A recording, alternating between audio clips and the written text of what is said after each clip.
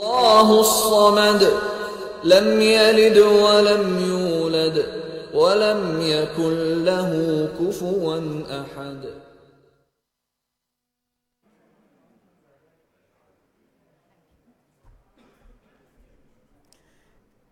Ladies and gentlemen, esteemed guests, and our very, very esteemed and distinguished speakers, Assalamu alaikum and welcome to our event, which is Leadership in the Age of Disruption.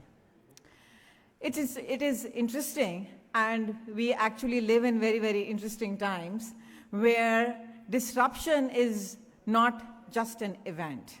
It is a constant where we are living in, and we are facing disruption of every kind. Sometimes we know what disruption is about to come, and sometimes we are taken off the guard. FranklinCovey's thought leaders, James Patterson and Patrick Liddon, had done some research on disruption and leadership, and they did a number of qualitative interviews, more than 350 interviews, and surveyed around 3,000 leaders, entrepreneurs, educators, innovators, and they came up with some great insights, which is in this book called Disrupt Everything and Win. Today, I'm going to share a small little video with you, which has some of the insights of this, of our thought leaders, and then we can take this forward. So I'm going to just play the video.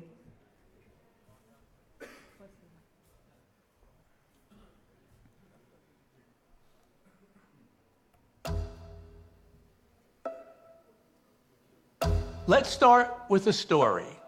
Not about heroes, not yet. Let's start with the villain. Not the kind who hides in the shadows. He's right there in the meeting room. This one wears a suit, drives a reliable car. Smiles at the status update and says, Let's play it safe. His name, the status quo. You know him. He rewards repetition and fears originality. Comfortable, predictable. But here's the twist. He's also a liar. A deceptive little devil.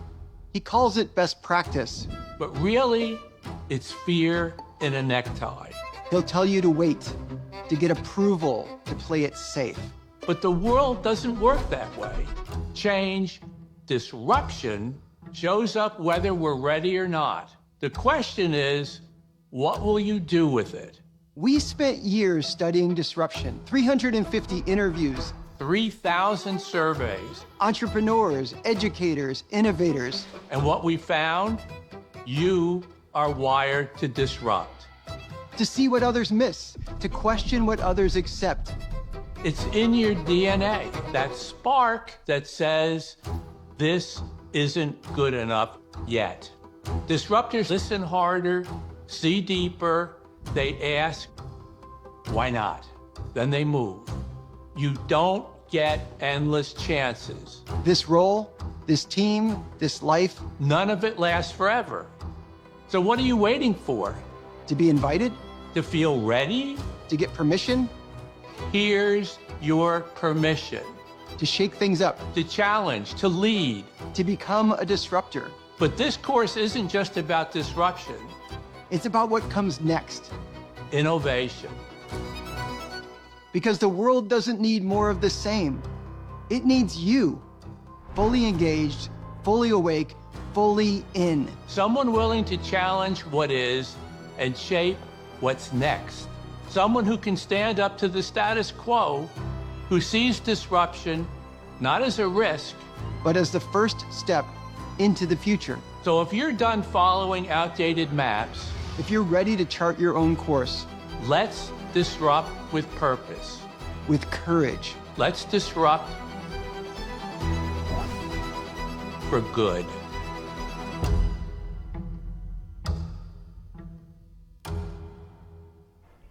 So my friends, the question is not whether the disruption is coming or when will it come. The question is this: are you ready to lead in disruption?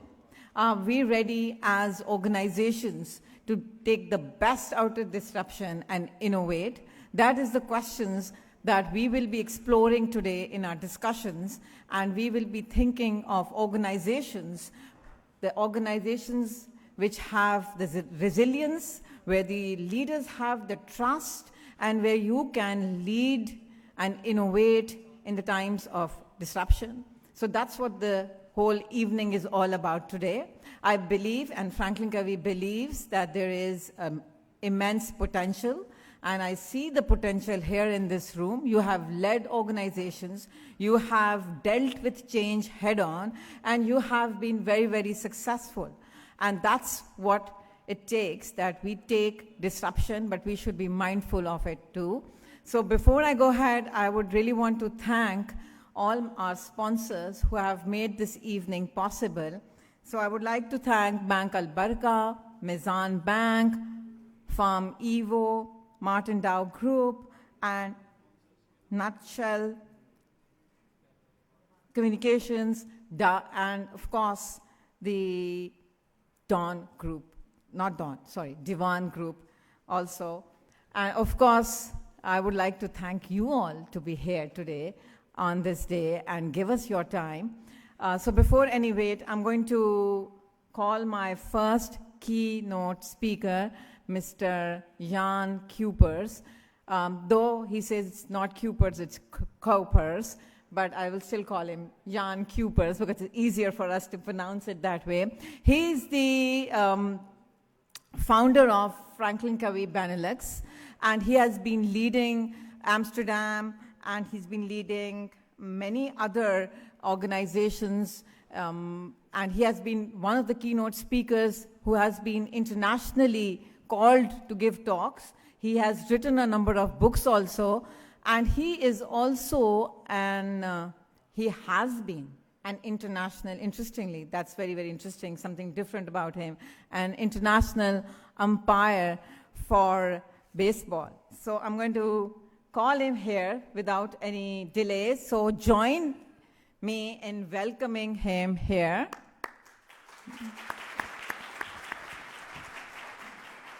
So his lecture is, or his session is more on disrupt yourself. Let's see whether he's able to disrupt you.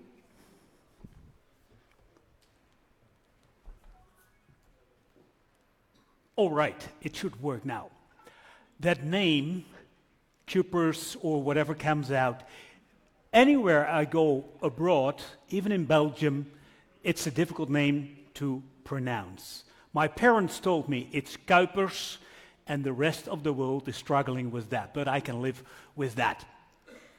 It's very interesting, Huma, you brought up baseball. I'm very much into baseball, and it's very good to see, very nice to see, that baseball in Pakistan is picking up. It's very interesting. I see a lot of social posts about what's going on there, but unfortunately, the topic is not baseball. We could talk about that for hours. We're not going to do that. The topic is leadership in disruptive times. And are we lucky? All of us. No better time to talk about leadership in disruptive times in 2026. All of you know a pilot builds his or her reputation in stormy weather. When there's a blue sky, when there's no wind, you can fly a plane, you can fly a plane, you can fly a plane. I can fly a plane, maybe not literally, but we understand. But you don't want me as your pilot when there's stormy weather. The reputation is built in stormy weather. Look at this picture. This is, maybe you've seen it before, maybe you heard about it. This is a skating race in the Netherlands, 200 kilometers, 17,000 participants, on ice, frozen water, canals, lakes, ditches, all natural water. To organize it, we need a longer period of cold weather and then hopefully very cold weather. The last time it was organized was 1997. My guess is that some of you in the room weren't even born then. Now, last year, the chairman of the organizing committee resigned after 20 years. Just imagine you're chairman of an organizing committee. And what are you organizing? Well, for the entire 20 years, nothing. It never took place. What kind of reputation can you build if you're chairman of an organizing committee that's organizing something that never took place in the 20 years? Well, we are lucky. There is some disruption going on. Just before the meeting started, where's Mr. Aslam? Where did he go? But we had a conversation, we had a conversation about how is Europe after Davos? And we had some other topics. There are things going on. What is going on? Well, this is just a few things that might happen. Let's pick out just one: geopolitics. My guess is that most of you will do the same as I do early in the morning. The first thing I wake up, watch the news, listen to the radio, get the newspaper, go online. What is happening? What is going on? And then one way or another, we have to deal with that. There are a lot of things here, and probably we could have made 5 of these kind of slides of things that are going on that we have to deal with. And the only question is, what kind of reputation are we building as leaders knowing that disruption is going on? The question for you in your organization, what's happening in your company, what's happening in your markets, and how will you respond to that? That's the main thing. As said in the video, as FranklinCovey, we studied this, and the outcome is disruption is not the threat, resistance to it is. Everybody in your organization, everybody in this room is challenged. Do I see disruption as a challenge, or is it a chance for an opportunity? Take a look at Elon Musk. He challenged the car industry. He disrupted the car industry with Tesla. Big time. But then something interesting happened. In 2011, he spoke about Chinese car brands, especially BYD. And what did he say about Build Your Dream? They're ugly, their technology is poor, and they will never ever be a threat for Tesla. Well, look where we are now. He resisted the challenge, and then, well, let's say the rest is history. So we are lucky. There are things going on. We can build a reputation on what is going on. As a leader, you can ask yourself the question, what's going to be my role? Now, the interesting thing is, we studied this. Numbers came out as well. Few numbers to share with you. 30% of the leaders treat disruption as a strategic opportunity. 13%. Interesting question is, what are the other 87% of the leaders doing? You can ask yourself, where am I? Am I in the 30% or am I in that 87%? 70% of employees identify uncertainty as a defining characteristic of their work environment. 70%. Uncertainty. What is uncertainty doing with people? Well, most of the people, when there's time, when they're insecure, when they're uncertain, they stop taking initiative, brave decisions are not taken, it means something. And the last number, 70%, say that AI and technology are advancing faster than their company's culture can adapt. Technology, AI go at that speed, and the organization goes at that speed. What does it mean? The question here is, what do these numbers mean for you? I don't know the answer. The interesting thing is, leadership is not a science. It's all about your best judgment, whether we like it or not. It's not a science. It's about your best judgment. What do these numbers mean for you? What can you do with these numbers? But the good news is, and that's what the video is also about, we can do this. There are 4 things to take in consideration. We'll take a deeper dive in some of them. The first one is fundamental fact: the status quo is a deceptive little devil. What's shown in the video, status quo is not going to bring us much farther. We have to be able, we should dare to challenge that status quo. Next one is, you are wired to disrupt. In a couple of minutes, I will take a deeper dive on that. What does that mean, to be wired, and what does it take from you to really show that you're wired to do so? Number 3, relationships provide headwinds and tailwinds.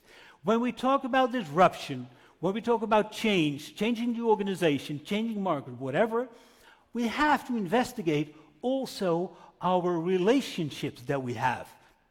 Do they bring tailwind or do they bring headwinds? Just imagine you're leading an organization, you have a lot of clients with a very long relationship, they've been really loyal to you. But now the challenge is, you have taken a strategic direction, and those clients, those customers, no longer fit in that strategic direction. Your employees are spending time on them. Your employees are paying attention to them. But that time, is it headwind? That relationship, is it headwind or is it tailwind? What's the perception there? We have to investigate it. You have to investigate it and see what can we do. What should we do with that long-lasting relationship if it brings us a headwind? And then it's interesting. Let's assume you take a courageous decision and you say, you know what? We stop with these clients and we will really pay attention, focus on the new strategic direction. Well, tell your commercial people you're going to do that. And then it's interesting to see what their relationship with you is going to be. Are they going to bring you tailwind in that decision, or are they going to bring you headwind? What is taking place there? Again, there's no ideal answer. It's up to you to decide, headwind or tailwind. And if we want to move forward, we have to look at what is taking place. Last one. Your time here is finite. Make it count in ways that matter. Let's go back to that speed skating race, 200 kilometers. Organizing committee, chairman of the organizing committee. 20 years not organizing one race, simply because it was not cold enough. Has he ruined 20 years of his life? Not at all. He realized his time was finite. He realized that in his role as chairman of that organizing committee, he should make it count in a way that matters. What does it mean? Knowing there's a little chance it will go on this year, but in the 20 years, a lot of disruption took place. Infrastructure changed. New roads, new bridges, and in speed skating on natural ice, a bridge is a problem because under the bridge it's not as cold as in other places. What are we going to do? New bridges, what are we going to do? New chemical technology to solve these problems. Social media playing a major role. What are we going to do with social media? They know if they're going to organize it, probably this year will not happen. Let's say it's next year. They know that more than 1 million people will go to the northern part of the Netherlands. How are we going to organize that? Every year they have to work very hard to be prepared. Disruption takes place. Be prepared. And what does it mean for them to be prepared? As soon as they can take the decision, the heat is on, the race will take place, they know it will take place within 2 or 3 days. No more time, because probably then temperature will go up, ice is gone, and there goes the possibility. They have to be prepared, even for 20 years but there is disruption, and the race might not take place. So those 4 things make that we are able to do so to get there. Now let's focus on We are wired to do so. I'm going to show you a little video, and after the video, I'll talk with you about the meaning of what is shown in the video.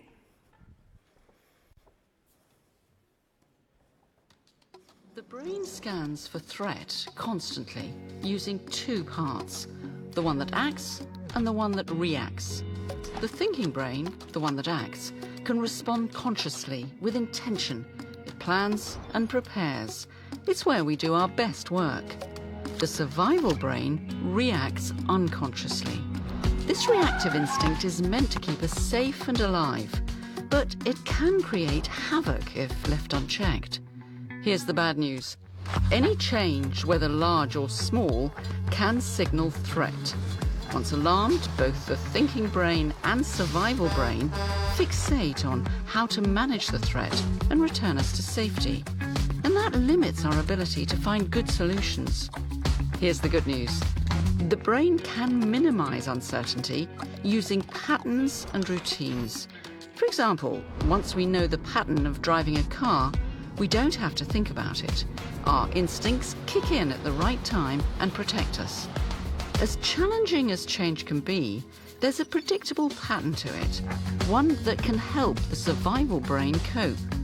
When we know how to navigate this pattern, we can engage the thinking brain. And that's how we turn uncertainty into opportunity to make the most of change.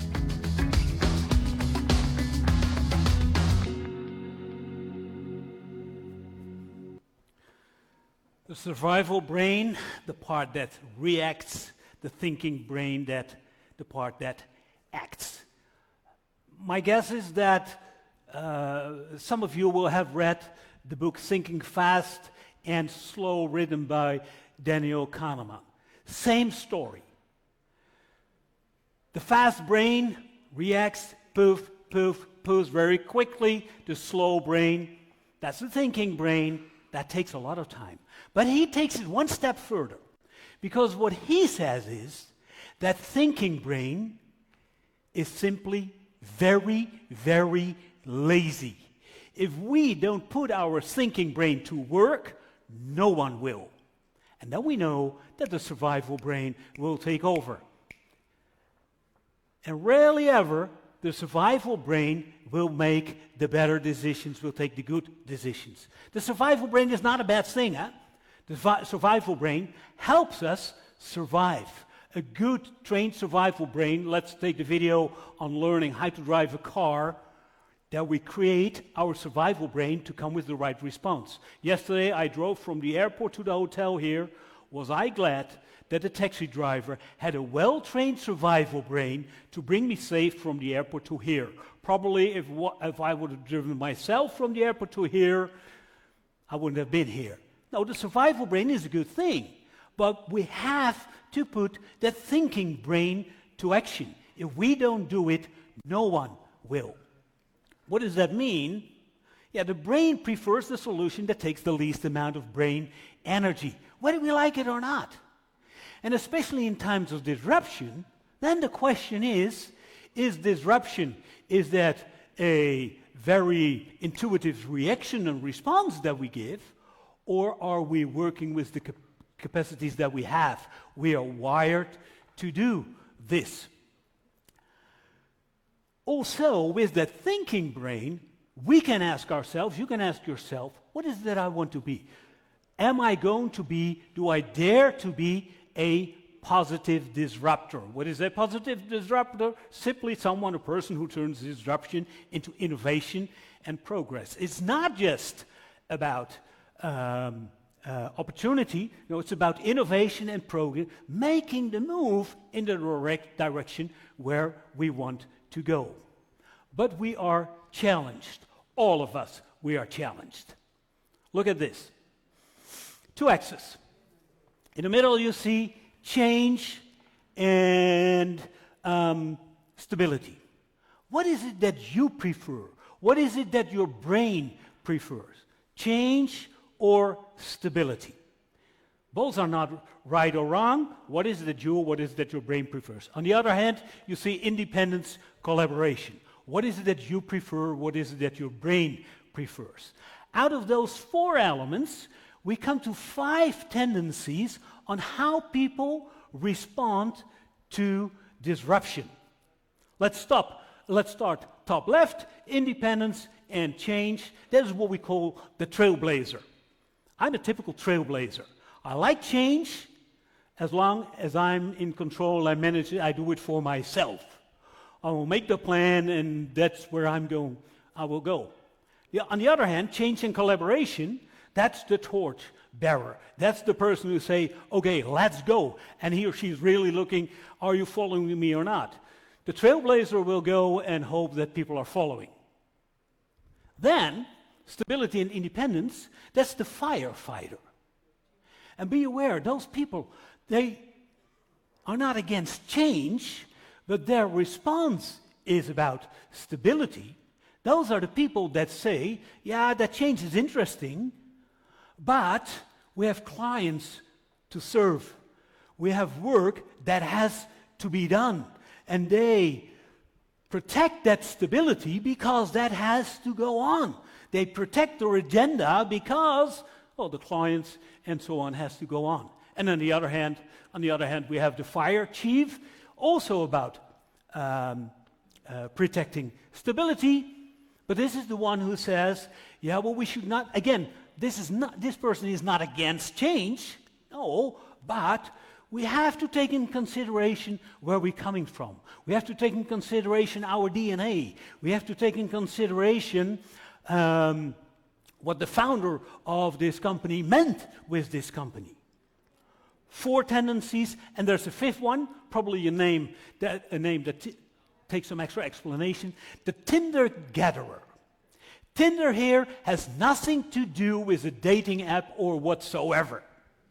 Tinder here, the meaning of the word Tinder is simply something that helps ignite to start fire. Whether it's paper or dry wood, that's Tinder. It helps to start the fire. And the Tinder gatherer are people that are very, very supportive to the other 4 and bring information and willingness to go. They don't take the lead, but they're willing to support there. Now what's happening? I'm working for one of the largest, probably the largest research institute in the Netherlands. 5,000 employees. In the Netherlands, that's a very big company. They have different departments. One of the departments is focusing on healthcare. And for that healthcare department, they were looking for a new managing director. Well, the board was very proud. They found a new managing director. They found a lady. Why is it that they chose this lady? She brought 2 things. First thing she brought was board experience. She has been in other organizations in the board of directors. She knows what that meant. And second, she has done big change program. She brought her experience on doing change in organizations. Okay, well done. But there was also a manager operations. It happened to be also a lady. That manager operations wanted to become the managing director. But the board said, ain't gonna happen. She didn't like that. You can imagine if you start as an MD and the manager operations wants to have that role, that can cause some friction. But that was not her thing. And that made the friction even bigger. The new MD was a typical trailblazer. What did she do? After 2 months, she had looked around. She sat behind a computer, started to type the change plan, and said to the rest of the team, this is the plan, this is what we're going to do. There was not much enthusiasm, as you can imagine. But the manager operations was a typical firefighter.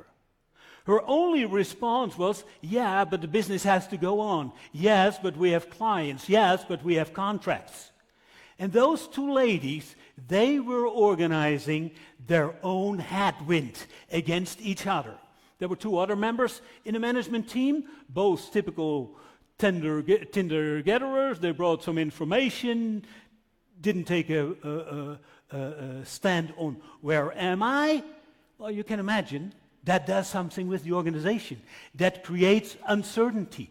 People were not aware of what is going on. So the question here with those four is, first of all, where do I recognize myself? Where do you recognize yourself? Are you a trailblazer? Are you a fire chief? It's not about right or wrong. All five roles have their value. But the only question is, what does this organization need? What does this team need? And will I go for my brain preference? I'm a typical whatever it may be. Or do I realize that we have to move from role to role? Sometimes the fire chief is needed, sometimes the trailblazer is needed, sometimes all of them. We need all of them. Can we move that? Can we bring that? Can we do what is needed to lead the team through change? Now, taking it one step further, in the video you saw, it helps if we have a certain pattern to do things. And the better we understand the pattern, the more easy it is to do it. For disruption, for innovation, for bringing innovation out of disruption, there's a pattern as well. How does it look like? Simply like this. 5 elements: disrupt, discern, behave, achieve, refine. What does it mean for the ladies? What does it mean for the management team of the Research Institute? Well, they had to discern with the 4 of them, but especially the 2. Managing director, manager operations. That's the engine of the department. If that engine is not working the way it should be, nothing is going to happen, nothing is going to change, and people will stay in the status quo. No change will take place. So, what they had to do, and what they did, is sit together and discern what's happening here. What is the change we really have to get in place? What is your role? What is my role? What is your strength? What is my strength? Can we bring out, can we cooperate in a way that your strength helps me and my strength helps you, as if we are a sports team? Any thing that's going on, life is a team sport, whether we like it or not. Big interruptions, big innovations, it's always been a team sport. The relationships count. So with the teams, I've been working on, okay, what is really taking place here? What is that you have to do with this that I have to do? Next step was, okay, then do it. Behave. And the interesting thing was, what was the first achievement they had? Starting to behave in a different way. Uncertainty in the organization went down. People understood in which direction are we heading.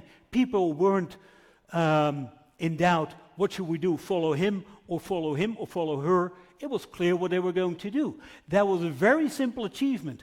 Out of that achievement, they could ask the question, what's new? What is the next step? Refine and go on. There's the loop. Is this rocket science? Of course not. I know one thing for sure. If I would not shown this picture to you, and I would given you a table exercise, hey, at your table discuss what kind of process would you use in your organization to get innovation up to speed and how to get there. My guess is if I give you 10 minutes that you will say, yeah, we have to decide what is the change or what is the disruption we want to respond to, how should we behave to get there, then we should follow. Are we getting there? Or do we have any achievements? And after a while we should say, okay, what's next and what are we going to do? The steps are logical. But the challenge for all of us is this, in this room, is simply one thing. This is not new. This is not rocket science. Are we following these simple models with our thinking brain, which is lazy? Are we following this process using the thinking brain of others, or are we using the more active brain, the survival brain, where on impulse, on just reactive mode, we react on disruption that is taking place? So the biggest question is never ever, what is the model? The question is, which part of our brains is working with the model, which part of the brains is using the model. So, where does it bring us? Well, the model is there. And we know that we have 4 fundamental things that we have to take in consideration. And again, this is not new. You have the experience, but it's 2026. The status quo is a devil. We are challenged very much. We're lucky to be in 2026. You can create a reputation for leading your team, your department, your organization through disruption and innovation. We are wired, you are wired to do so, working with the thinking brain, getting the thinking brains of everybody at work, knowing that the thinking brain is really very lazy and that survival brain will kick in immediately. Yes, we have to look at our relationships. In whatever situation we are, whether it's your private life or it's your business life, we should take in considerations the relationships that we have, knowing that life is a team sport. Is this relationship bringing headwind or tailwind? And what am I going to do with that? And the last one, your time is finite. That's where the reputation comes in. You will be in your role for 4 years, 5 years, 6 years, 6 years, 12 years, I don't know. Maybe you're the owner of the company. Nevertheless, your time is finite. What is the reputation that I want to build in my organization and with my organization, knowing that there's disruption going on and your leadership is going to decide what your final outcome is going to be. Practical things, what are the things you can do starting tomorrow? Oh, easy. Act before it acts on you. Read the newspaper, talk with the competition, talk with suppliers. What does it mean? So you will not be surprised by what others are doing. Develop a disruption opportunity team, knowing that there are a lot of things going on, knowing that people are uncertain also in your organization. Do we have a group of people working on that from different levels in the organization, and not only torch barriers and trailblazers, but also from the other side? But it has to be people who wear the opportunity lens. Yes, we should change something, take in consideration DNA, clients, and so on, but what does it take to move forward?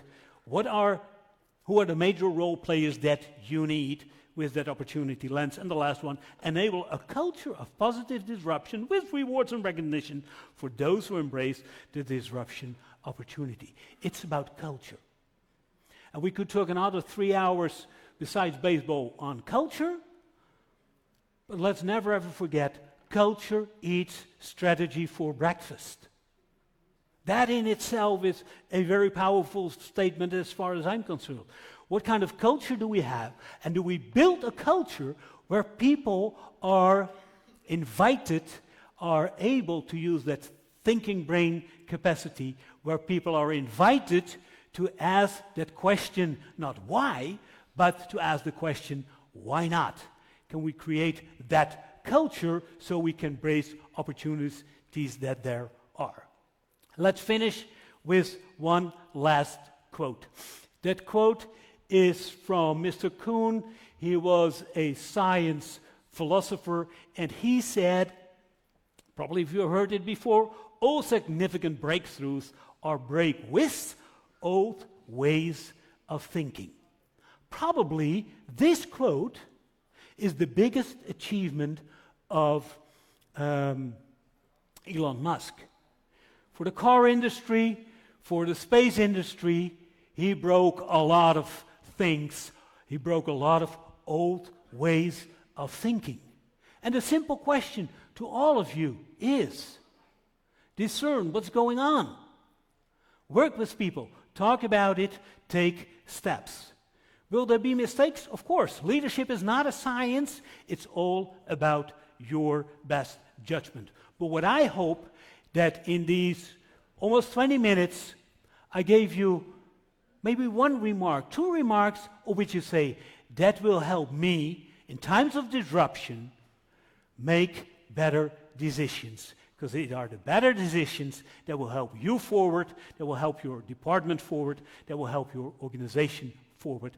And I wish you a lot of fun, a lot of energy, but especially a lot of success doing just that. You have to stay here. I will stay. All right, thank you so much, Jan. And we better, all of us, put our thinking brains to work before our survival brain takes over. So give some food for thought to your thinking brain and put it to work as fast as you can. So if the house has some questions for Jan, and I'm sure you would want to ask him some questions, please do. If he can just take the mics there. 3. 1, 2. I Okay. just need a mic there, yes. Yeah, please. the mic is coming. Yeah. Ladies first, is that okay with you? Yes. Thank you. Thank you so much. My name is Himra, and my question is, the 4 quadrants that you showed, around change, stability, is it something that you gain through experience, or is there a scientific way of evaluating, whether you're a trailblazer or a torchbearer, firefighter, etc.? Follow your own behavior. What is it that you are doing? Let me share something the ladies from FranklinCovey Pakistan don't want to hear, I guess. I told you I'm a trailblazer, and I proved myself in the preparation of this session that I'm a trailblazer. Why? Well, I start my preparation for the presentation, and I go over it, and then the ladies come in, and they want to cooperate on that. Well, they challenge me on that part, and I know for sure you know where you are. So don't make it more complicated than it is. If an interruption is there, what is your first response? Just look for that. And be aware, it is very well possible that over the times, experience learned you that your first action, I should take a step back. But as soon as you say, I should take a step back, you switch to your thinking brain. So it can be done very quickly as well, but that first impulse will be there. If we don't manage it, it will manage us. Other question. Thank you. Can you pass the microphone? Thank you, John. My name is Ahmed Jalal. I'm from Cordoba Ventures. You ended your speech on culture. So my question is cross-culture, how innovation disruption works. So certain cultures have very strict relationship with authority. They have a relationship of obedience and firm relationship. So in those kind of cultures, how does innovation disruption take place? Sigmund Freud talked about 2 different institution structures which have very strict relationship. One is what he called the religion. Of course, religion you have in a hierarchy. The other one is called the military. Yep. So the 2 structures, 2 institutions have very strict hierarchical order in which disruption is not appreciated. So what about cultures, organizations, countries where there is strict lot of religion and religious beliefs and also military or militaristic thinking? So how do you innovate and disrupt in such a culture? You would probably need a Martin Luther moment like you had in Europe in order to disrupt and to bring about that innovative thinking before any innovation or disruption takes place. Thank you. Yeah, I understand the question. So it is about, hey, we have different cultures, we have different parts of the world that have a different view on what leadership and how it should take place, religion or whatever as leading part, being more hierarchy. Well, the interesting thing is there is no ideal answer. Leadership is not a science, it's all about your best judgment. But I know one thing for sure.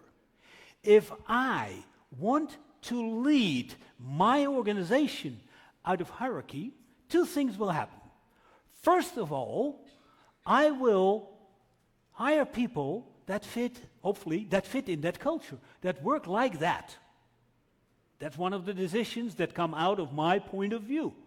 But on the other hand, as well, I know then, if I really want to be dealing with disruption.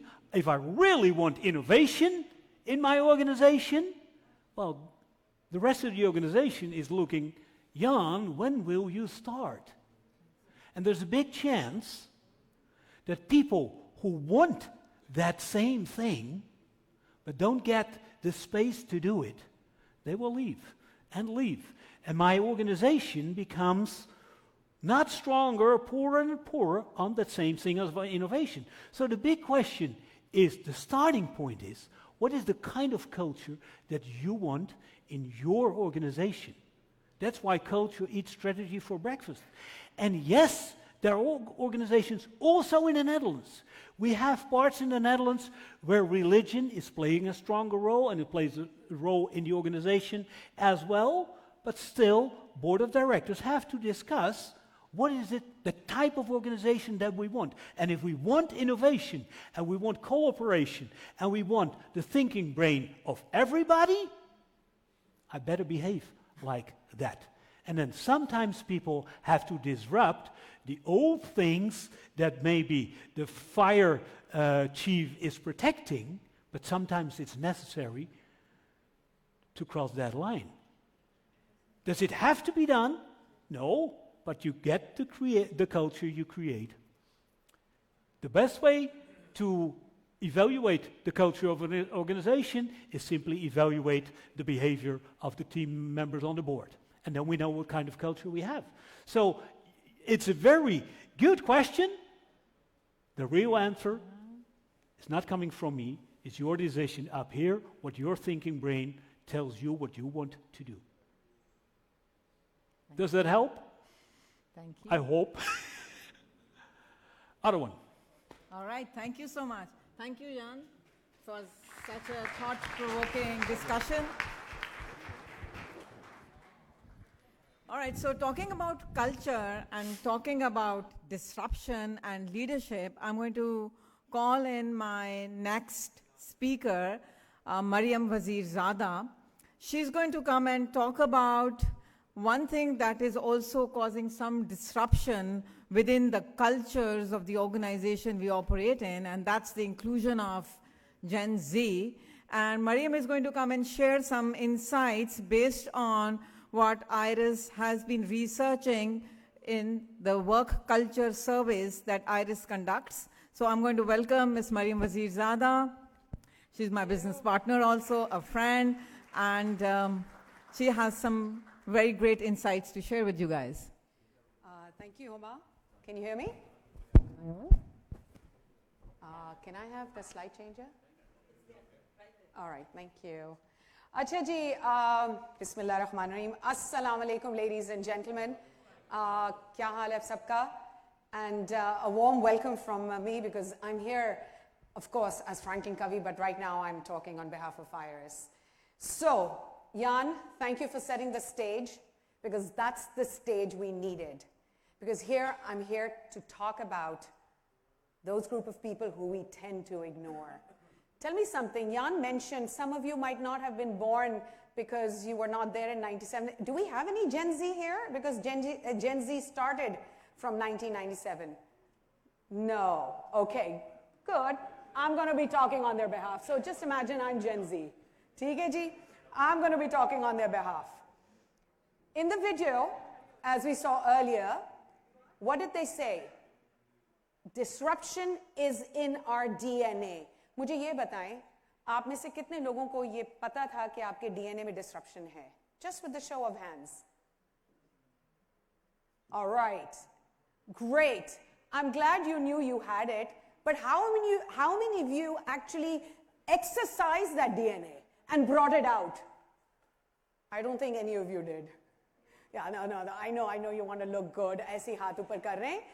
Gen Z are born from just in case, just to let everyone know, from 1997 till 2010, right?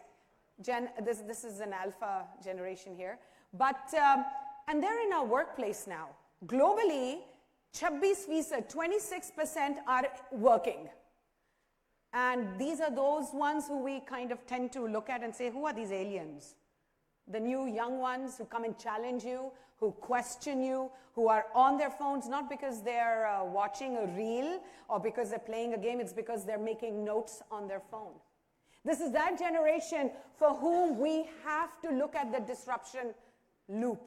The loop that Jan has so kindly shared with you, and we can go into detail later, but that's the loop we really have to become more mindful of.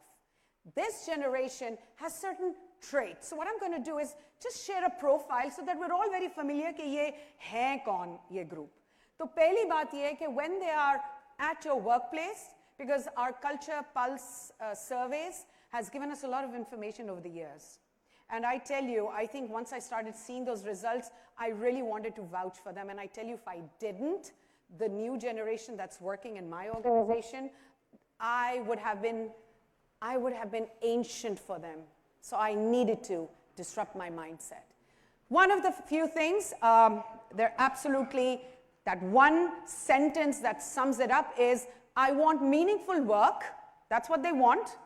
They want fair play, flexibility, and a future that they can actually afford. They also think about their future, but they really want to think about making money fast, right? So just a few traits, just take this back with you. Digital hai, they're so good with their phone in their hands. I mean, short of being born with one, it's just an extension of their arm. They're motivated by growth for sure, and they're very skeptical of corporate promises. So think about that fair play thing. So फालतू के promises नहीं करने उनको. And if you make a promise, please live up to it. Another thing about them, they fear about financial instability, as we all do, but we have something to fall back on. They're just starting.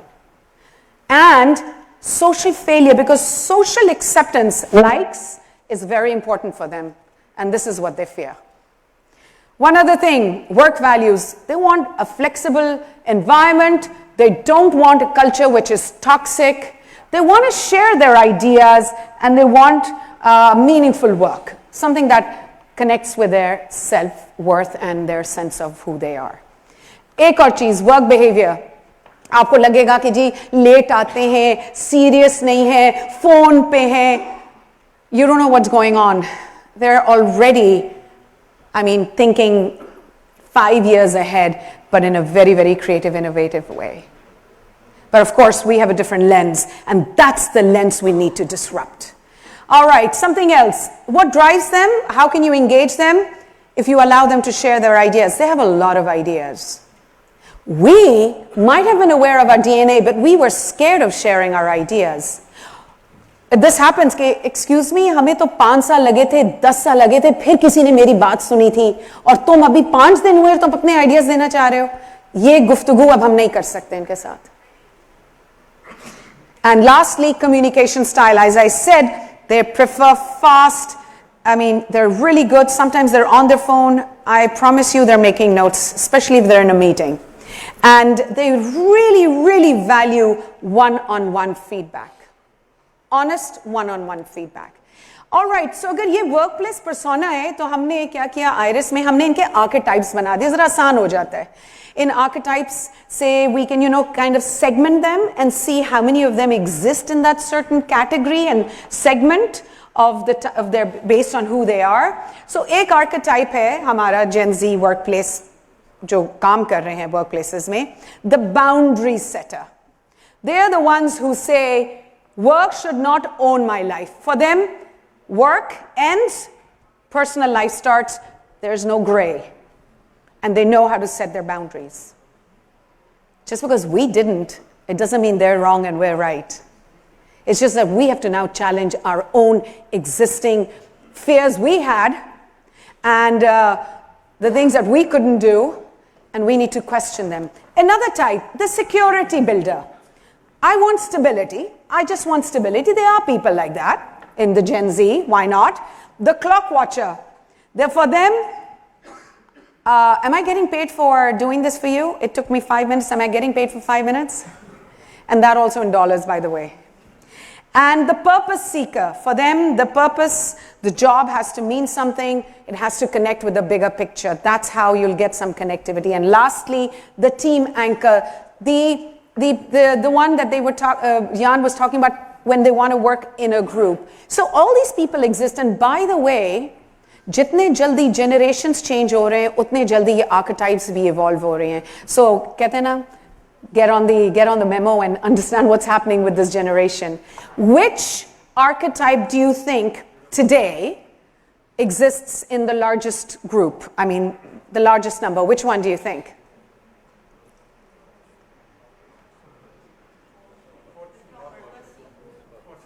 Sorry, the purpose seeker? Okay. Anybody else? ज़्यादातर purpose seeker है? Okay. All right. So, sorry? Of course, because हमने तो कभी घड़ी देखी नहीं, तो वो कैसे देख सकते हैं? Obviously, don't forget, we're always looking at them from our own lens.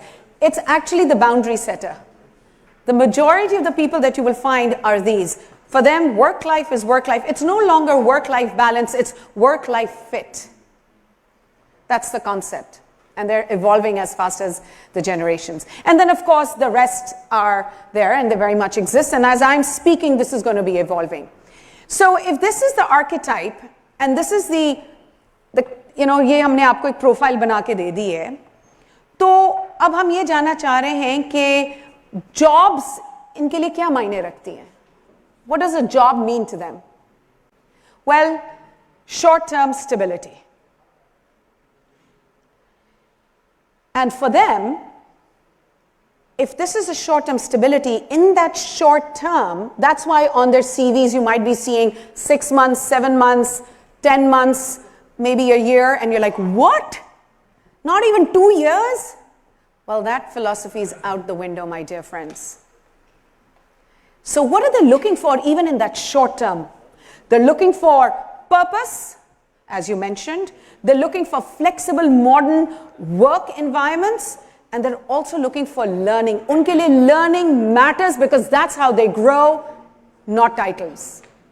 So long term unke liye kya hai? Phir unhone kaha, अच्छा ठीक है भाई हमें ये नहीं मिल रहा, तो फिर हमने long term में क्या करना है? फिर ठीक है हम entrepreneur बन जाते. Let's do business. Let's do our own thing because we'll get freedom and we will have our own, work-life balance we will create. And we can put in our ideas, test them and get results. But unfortunately, जैसे हम सारे पुराने entrepreneurs हैं और वो नए हैं, economy really matters and they are aware of it. I remember when I started off, I don't even think I thought about economy. I thought about culture, okay, are we going to a British company or an American company? These things mattered. I think even pay we didn't even look at. So what do they think? They have high aspirations, but unfortunately the Pakistani economy is not giving this to them. And they see the economic weakness as a barrier between them and meaningful work. So na idhar ke, to kya kare phir? Aapko pata hai kitne feesad are actually thinking of leaving and looking for work out of Pakistan? Yeah, you're very close. 65% have considered. I'm not saying they've already left, which means we still have a chance to make sure that they stick. What do you think will make them stay? I mean, now we have to start thinking, this is what Jan was saying, it's all about a thought process. Just because we've had certain best practices and we've been thinking in a certain way, does not mean that way anymore works. And if we want to survive, and if we want to be more innovative, and in the new world, we want to grow, we will have to make sure that this generation sticks. So what matters to them? 86% say कि यार हमें sense of purpose बहुत important है, हमें job satisfaction चाहिए, हमारी well-being. Okay, a lot of the earlier generations, I mean, I won't exclude myself, I think my generation, we talk about wellness as if it's, whoa, I can't be mentally unwell. And that was the problem because we never spoke about wellness, and just because they do does not make them weak. I think it makes them stronger. And for them, mental wellness and physical wellness and emotional balance is very important. And the other thing to look for is 75% want to be recognized at least a couple of times a month. Not every year in their evaluation when you're doing that, or every, 2 times a year maybe? Every month. So you can laugh as much as you want, but I tell you, we don't want to lose them, right? So, how do they see the leadership? उनके नजरिए से भी तो किसी ने देखना है. How are they looking at you as their leaders? They say 31% of our senior managers and management, they really encourage us. 31%. What are the 69% doing? Don't share unless you're asked to share. और 5 साल तक. And then after 10 years, then you will grow, and they're like, wait a minute, if I have all these amazing ideas and I want to share, and only 31% are encouraging, do you think they'll want to stick? Do you think they'll want to stay? No. This is the time we wake up. And just a tip, the 3 C's, they only want credibility. कि यार जो promise किए है, जो walk the talk है, जो values आपने लगाए हुए हैं, वो नजर भी आने चाहिए culture में. सिर्फ फ्रेम करके नहीं लगाने वो values. Credibility, one of the C's. Clarity, कि by doing this job, what benefit will I have and how will I bring benefit to the organization? Connect the dots. And lastly, care. Does your line managers, senior managers, do they care about the individual? So credibility, clarity, and care. Just remember these 3 C's. Just if you even take this back, I think you'll start making a disruptive move. This will be the start. And one other percentage I'd like to share with you. Adaptability की बात होती है, कहते हैं कि यार नहीं, हमें नहीं नजर आ रहा कि ये लोग adapt करेंगे. They can't believe कि the senior managers can change or they can adapt. They're so stuck. They're like dinosaurs. 33% feel that senior managers can only adapt. बाकी जो हैं वो नहीं हटेंगे, अड़ जाएंगे. Stubborn. So that lazy part is only not because we're not conscious of it, because sometimes we might be a little insecure that if we challenge our own thought process, which we've been thinking about it for last 30, 40, 50 years, does that make us wrong? So our sense of being right should not come from what you've been doing for the last 30 years. It should come from because it's principally aligned. So what is happening at the hiring time? I mean, height of biasness is happening then.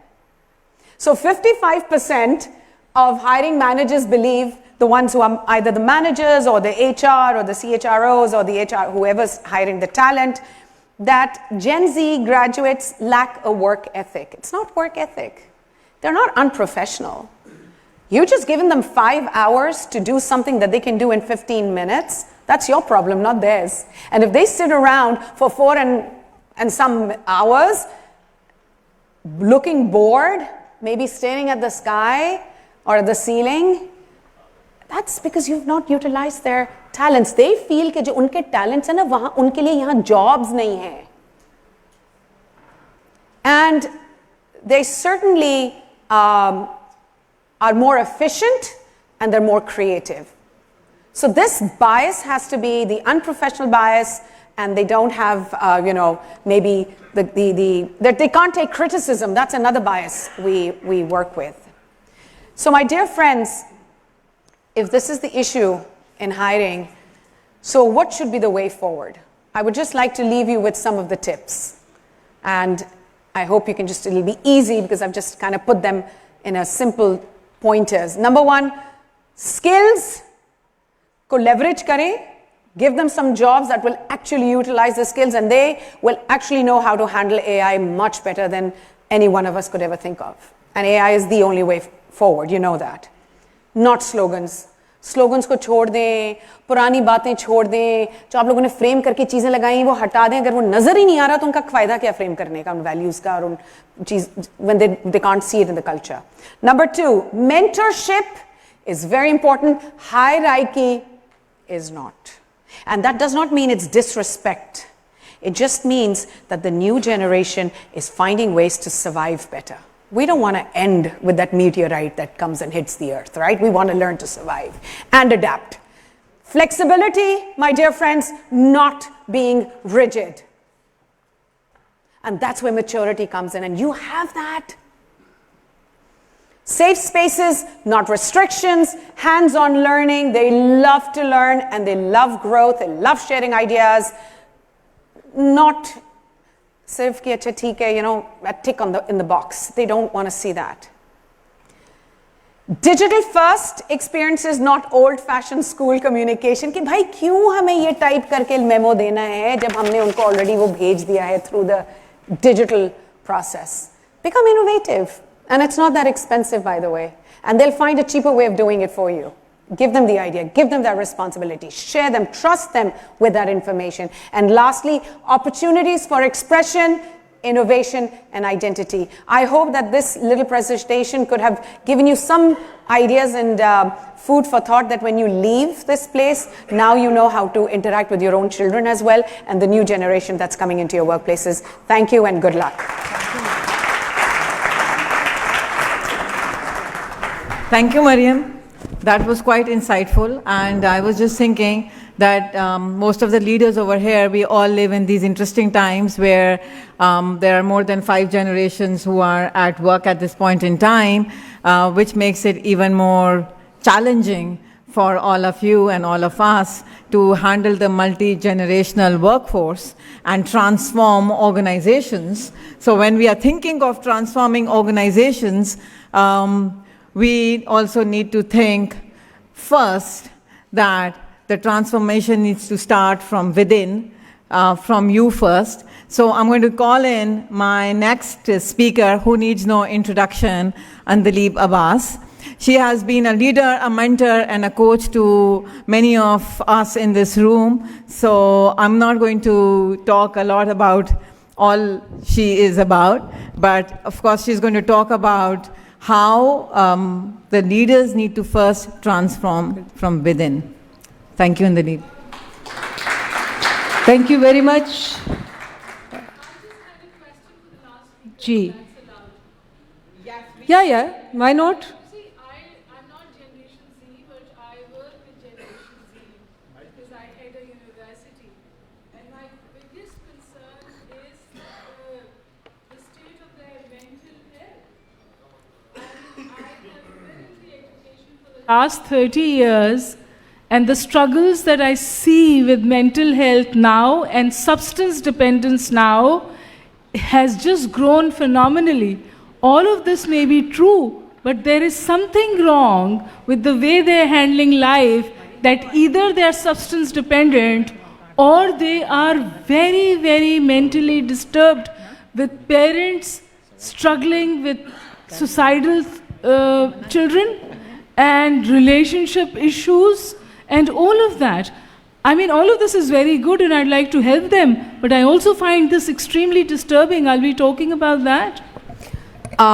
Not here, but I'll just sum it up in one little sentence. We are the reason why they're going through this mental health issues. We never managed our own mental health because it was a taboo, and that is why they're going through this. So now we should not be surprised. We should be giving them a safe space. I'll tell you why. For the next generations, because alpha or beta is already waiting in line. So unko prepare humne karna hai. And substance abuse has always been an issue. It's just that we as parents have always been ostriches. We need to make sure that we give them that space where they can come and perform, and once they feel secure, and give them that therapy if they need it, along with us. I promise you, this road will be, and then they're amazing generation. Yes, sir. Assalamu alaikum. Assalam ji, assalamu alaikum. Good to see both of you in Karachi. So, I'm Dr. Saquib Ahmed. I'm a medical doctor and I am a trainer of 7 Habits, thanks to you guys. And I use 7 Habits in the health space mostly. So just quick question with her permission. I asked her if you can have one question, and both of you actually. So I've been training a lot of people on 7 Habits, and we've been talking about the law of the harvest. And then we have this Generation Z, right? And it seems that they're in a rush. They want to achieve everything tomorrow. So how do you balance, helping them understand the law of the harvest and getting there very quickly? So, Andleeb, can I just quickly hit that, because I know you're going to be talking about leadership. Being more empathic, having conversations with them. We don't give them the time of day. And, sorry, do you want to say something? So that is it, empathic listening and talking to them where we can give them that safe space, having the conversations, and give them also, and be better shepherds, giving them what we've learned, our expertise, and giving them the knowledge, because we can't discount that. Our knowledge, our expertise needs to be passed on as well. But of course, giving them way too. Okay. Thank you. Thank you, Maryam. So I'm sure there are many, many questions. So I'm going to take many more questions at the end of all the sessions now. So let's continue with that session, and then we can take the questions later. Andleeb, go ahead. So thank you very much. My association with all of you, it's a pleasure and an honor to be with you every time I come. And my journey with FranklinCovey, and most of you, I can see all of you over here, is decades old. And in this journey, like all journeys, there have been twists and turns, and the brightest and the darkest of ours. And throughout, you have nurtured me, guided me, supported me, mentored me, inspired me, and most of all, believed in me. I thank you. So, the topic today is leadership, the disruption within. And I have been very fascinated by this concept. I was looking at the World Economic Forum, which just finished a few days ago. कुछ दिन पहले Davos में सारे दुनिया के दिमाग इकट्ठे हुए और उन्होंने कहा कि जी दुनिया के अंदर एक तूफान बरपा है, right? What to do about it? And the battles that are going on, it reminded me about this. वहाँ जो गुफ्तगू हो रही थी, बहुत कम लोगों ने इस पे बात की, लेकिन बात शुरू हो गई. And I was glad about it. Because Davos happens, you talk about the economy, you talk about the geopolitics, and then you go back to your drawing rooms and your corporate offices and forget about it. So the real leadership, as they say, journey is within. They were talking about what's happening out there in the economy, out there in the politics, out there in that country, out there in the world order. But the battles outside can only be won if the battles inside are conquered.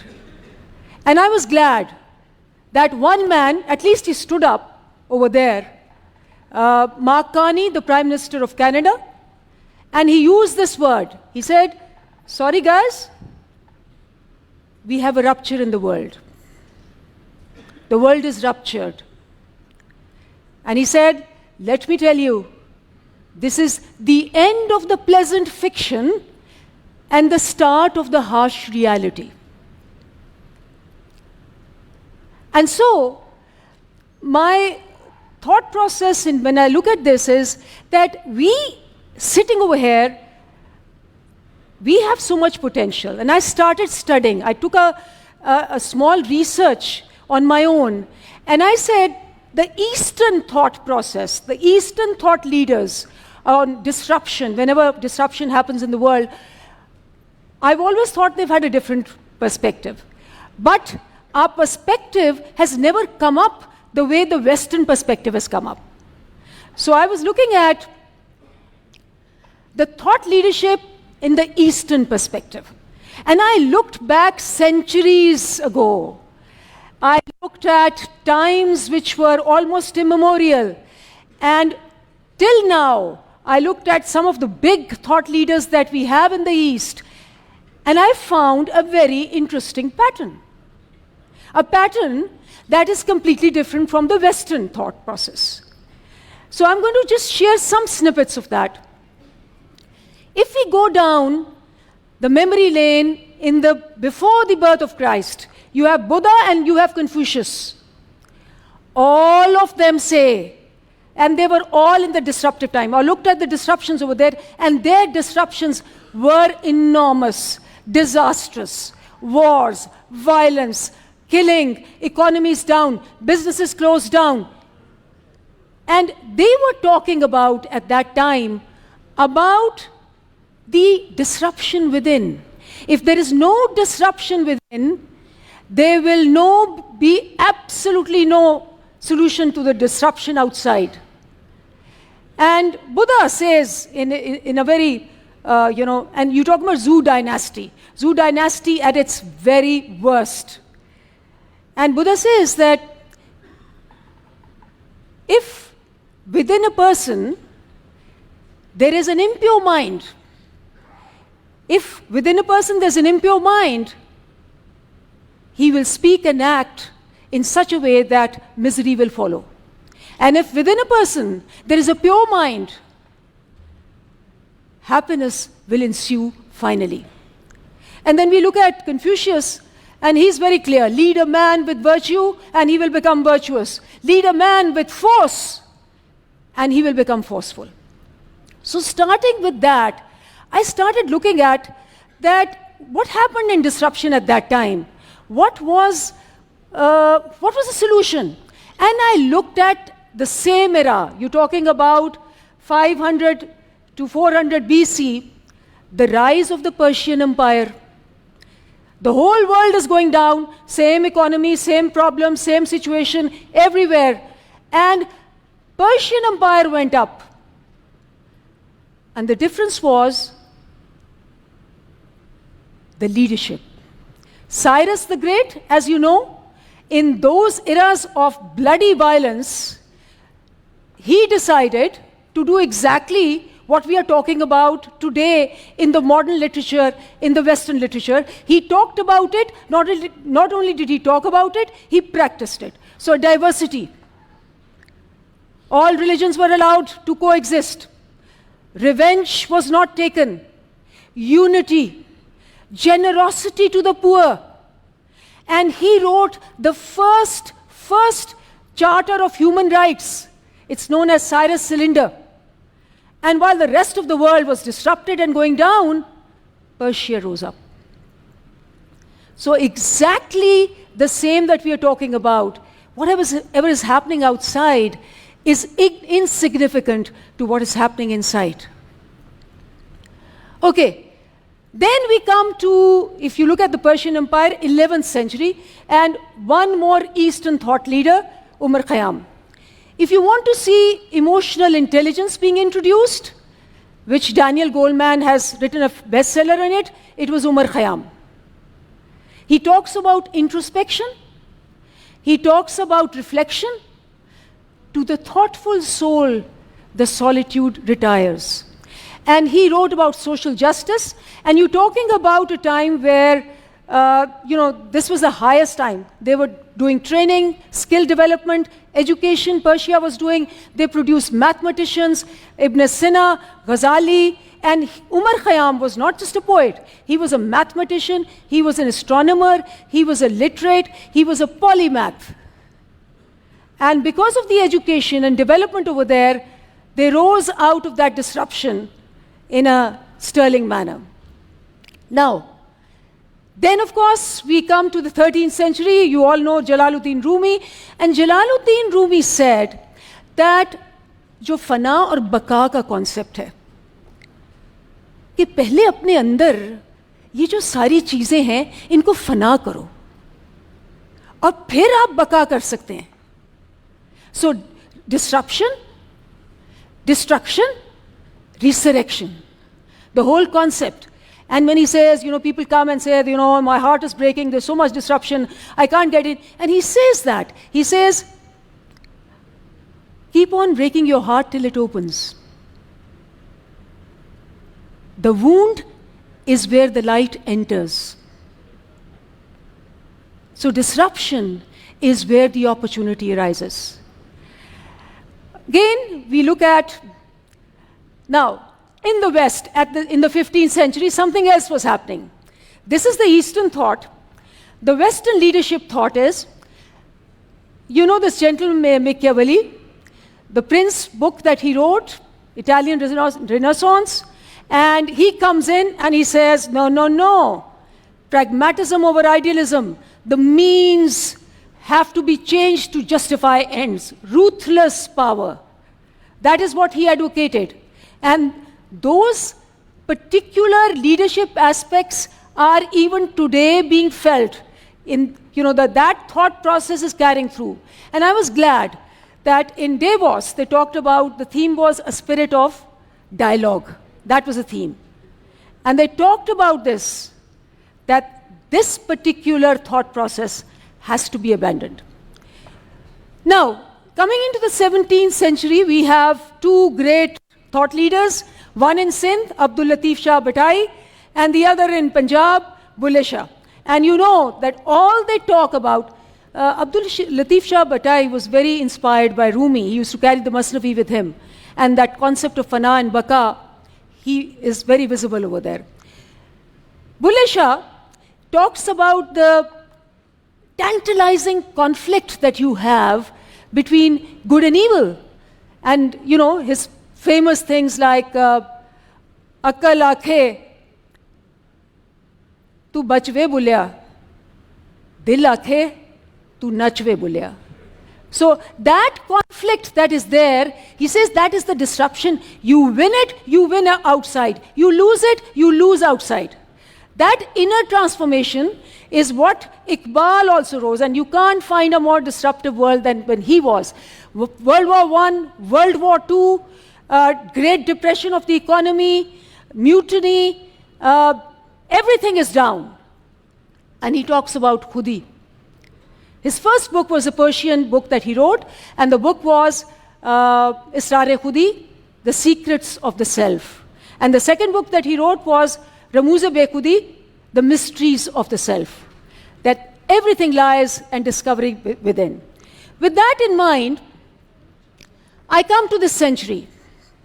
We are in 2026.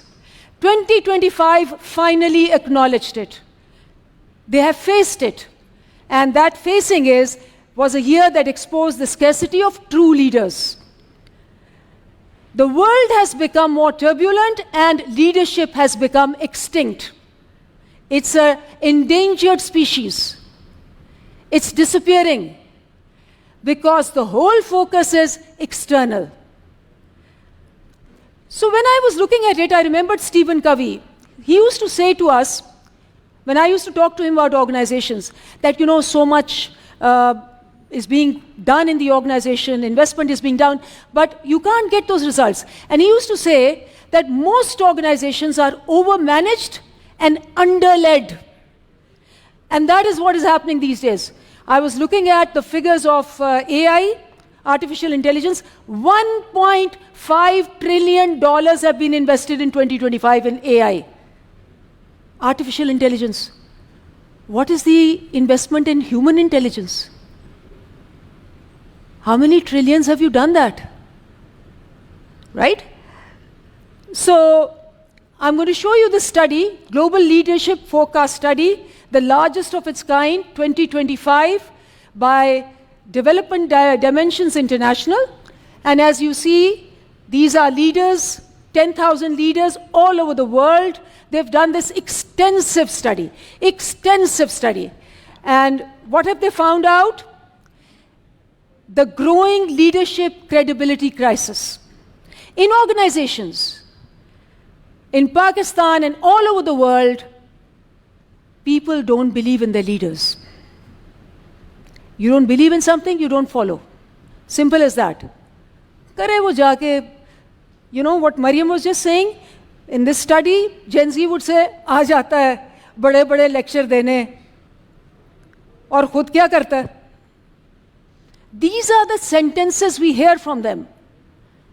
And this crisis is a huge crisis because you see employees who trust their managers in the last 2 years, 17 points down. There is a credibility crisis in organizations all over the world. And the purpose gap widens. She was talking about Gen Z, and you were asking them question about what should we do with Gen Z. I'll tell you what. Because we've all got children who were Gen Z, who are Gen Z. The biggest problem is purpose. बेमकसद तो कोई जिंदगी नहीं होती ना. आप एक purposeless, meaningless existence जो हम समझते हैं कि जी हमने चुप करके अपनी जिंदगी में गुजार लिया, you expect them to also do that? Give them the purpose, give them the passion, see them fly much ahead of us. And this is what they say, the purpose gap. Purpose statements क्या होती हैं? दफ्तरों में आप board rooms में जाके दीवार पे लगा दें, नीचे वाले को पता नहीं होता, वो कहता है जी हमारा मैनेजर तो कहता है ये आपका टारगेट है, जाके करो, नौकरी क्या और नखरा क्या, करना है तो करो नहीं तो जाओ. Purpose lifts you nobody. And I remember, I think you might have also heard that, जो प्रेसिडेंट कैनेडी ने एक किस्सा सुनाया था, जब उन्होंने कहा जी बंदे को चांद पे भेजना है, नासा को वो टास्क दिया. And he says he enters NASA one day and he sees this sweepers cleaning the floor and doing it like this and that and excited. And he does a 4-hour meeting, comes back, sees the sweeper then cleaning every wall and singing and cheerful. And he said he was fascinated. And he asked him, what are you doing?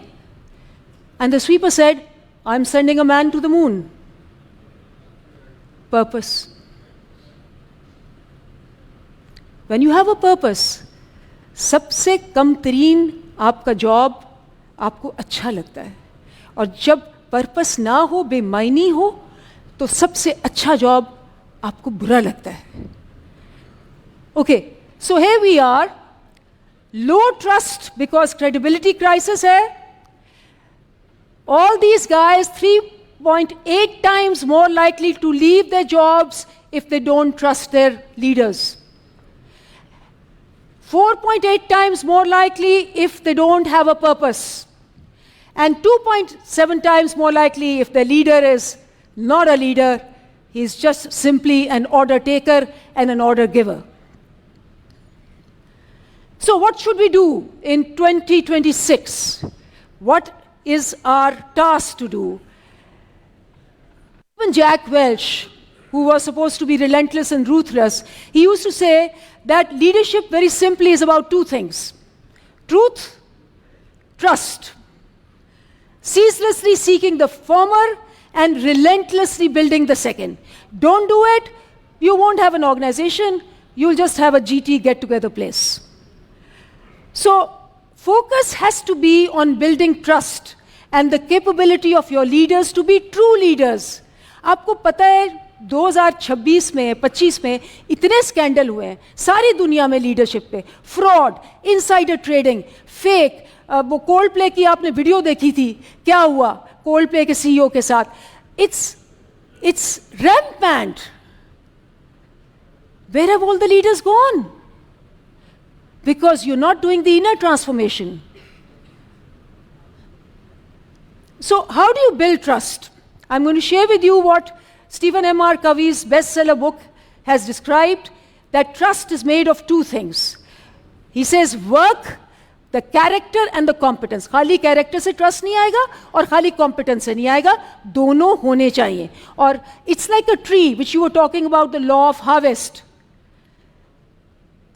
Trust, integrity और intent अगर सही नहीं है, if you sow crappy seeds, golden delicious apples will not be produced over here. So, focus सारा क्या है? Competence पे है.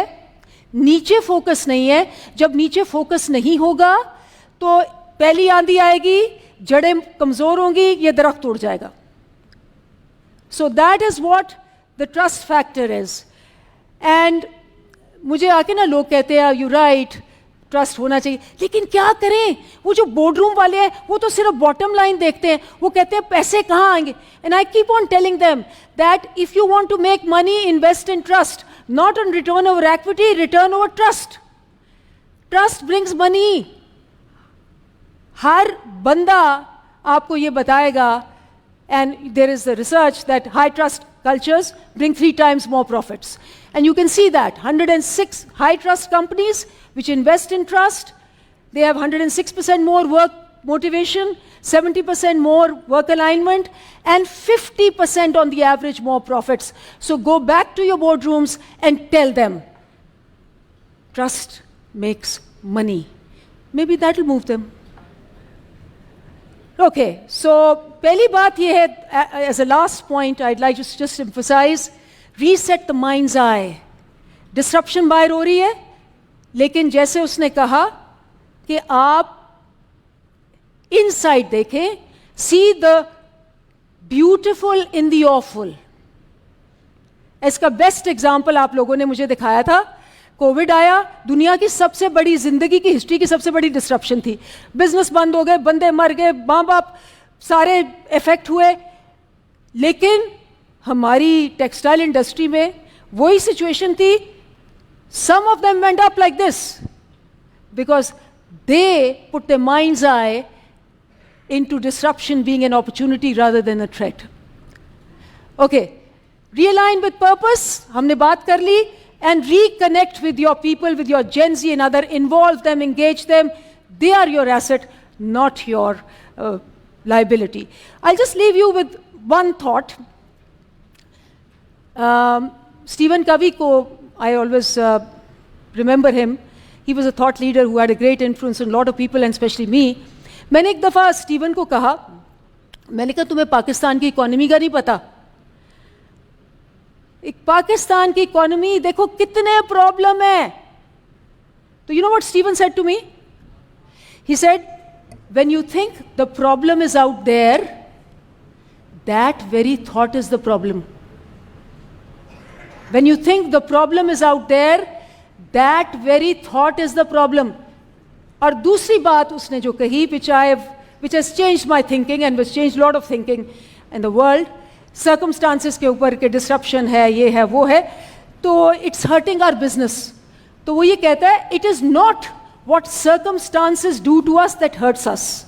It is our chosen response to what circumstances do to us that hurts us. Thank you. Thank you, Andleeb. Thank you for those foundational reflections. And ladies and gentlemen, our final keynote speaker this evening brings a very, very powerful perspective rooted in experience and sustained organizational leadership. Please join me in welcoming Mr. Saquib H. Shirazi. He is the President and Chief Executive Officer of Atlas Honda Limited. And today he will be sharing his insights on winning in disruption by redefining market economics. Sir. Stand here? You want to stand here? As you like. The clicker? I can give you the... They took it with them. Assalamu alaikum. So how does it work?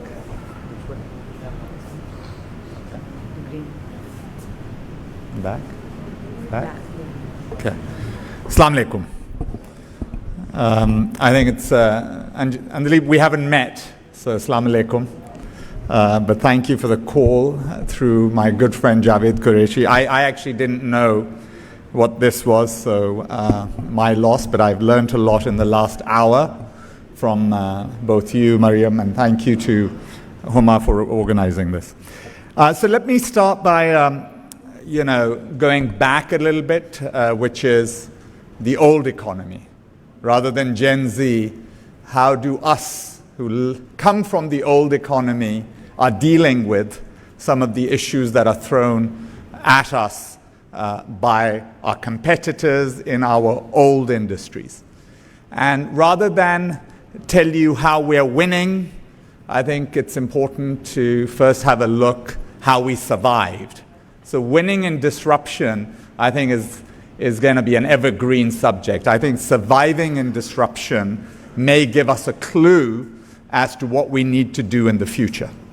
And I'll probably, if you don't mind, take a case study of how we tried to survive in the last 25 years in the face of disruption. And that may give you a few sonic cues. So the CD model, do people know what CD is? Anybody here know what CD is? It's not CD70. Okay, but we use it as CD 70 slogan, but the CD can be creative destruction. But we have coined it as how to be creative in disruption. So there's a disruption out there. How do you become creative and survive? And so the CD model starts with this page.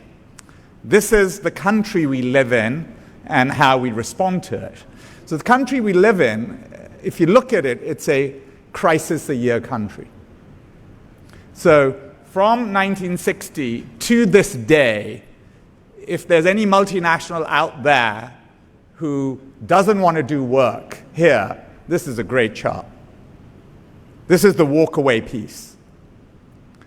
And this piece is scary. You know, I arrived in this country in around 91. And from 91 to 25, it's just been a series of shocks. And I can not quite still get to a point which was the worst shock. Was it the 98 one, when the currency was frozen? Was it the nuclear bomb one? Was it 9/11? Was it the Lehman crisis? Was it the PPP crisis, the PMLN crisis, or the PTI crisis? Each one has left us with a crisis. It's a fact. But we as the business community can look at this in two ways. One, is this a remarkably resilient country and people and a market? Or are we just resigned because we can't leave? So it's really up to you how you look at it. So when I arrived in 91, some of you here would have known our founder, my father, a patriot. He used to say to me, don't look at this country by data and facts. Look at this country from Khyber to Karachi once a year. And I never used to understand what he meant by Khyber to Karachi. He used to say, once a year, do this trip. We end up doing it in bits and pieces, but we do it. And I realized what he meant. He meant the River Indus. And I only realized what he was talking about a year ago. He was talking about the Indus. The reason India was called India was because of this powerful river, Indus. It was something else before. Darya Sindh, Hindustan, but India, because this powerful river on both sides of it promoted commerce and population. And unless you go and see it, as the Japanese call gemba, which is see with your own eyes, you actually don't feel the market in this country. You don't feel the taste in this. And so for the last 35 years, once a year, I actually get in the car and do this trip. It gets harder every year, by the way. Roads get easier, but it gets harder. It's harder to see people, it's harder to do the trip as you age, but what you learn along the river is incredible. And the reason you need to do it is this. This chart is what's disturbing the world. It's not that China is dumping around the world. It's just that China, since 1991, made it very clear that it wanted to create manufacturing as a competitive advantage in its country. It didn't have the natural comparative advantage. It wanted to create a competitive advantage. And to create competitive advantage, China realized what it needed to do. Number one was economies of scale. It needed economies of scale. It had a target to hit every industry at least 50% market share. They had economies of scale to do it. Number two, they said, what we need to make it work, therefore, is 4 M's, which is every engineer in this room would understand that the fishbone 4 M's, they really were as simple as that, which is, sorry using the word man, but you understand, man, you know, it's people, it's method. And so they had people, they didn't have the method. So they went and created joint ventures around the world. For a while, GM and Volkswagen were the biggest auto companies in Germany, in China. Siemens was the biggest engineering company in China. And then they realized they had material, but they didn't know how to get it out. So they went around the world and tried to dig it out. And they did dig it out. But last but not least, they needed machinery to do it. So the 4M's approach of China created the competitive advantage that they needed with their size of the population. But factors of production is policy. What every country around the world got wrong was they got stuck in the political narrative. Are we a socialist country? Are we a communist country? Are we a capitalist country? Without realizing that China, the so-called communist country, believed in creating wealth. So the one country which on paper should be the most utilitarian, doesn't believe in wealth in the minds of the Adam Smith type of wealth, they believed in creating wealth. They just wanted a formula to distribute that wealth. And the fact that they are a $20 trillion economy happened because of this. They gave land for free where they needed to. They gave labor as lower wage as they could, and they moved from east to west as they industrialized. As somebody came up, they went further east or further west. They had capital. Capital was free, and we keep saying that capital is given there in the form of subsidy. They don't think it's a subsidy. They think the most talented people should have capital. Just like Ghulam Farooq did in 1961 when he created PIDC. He gave capital to entrepreneurs. 20 entrepreneurial groups, 19 of them came from India. He gave them capital and a license to industrialize this country. And he did it.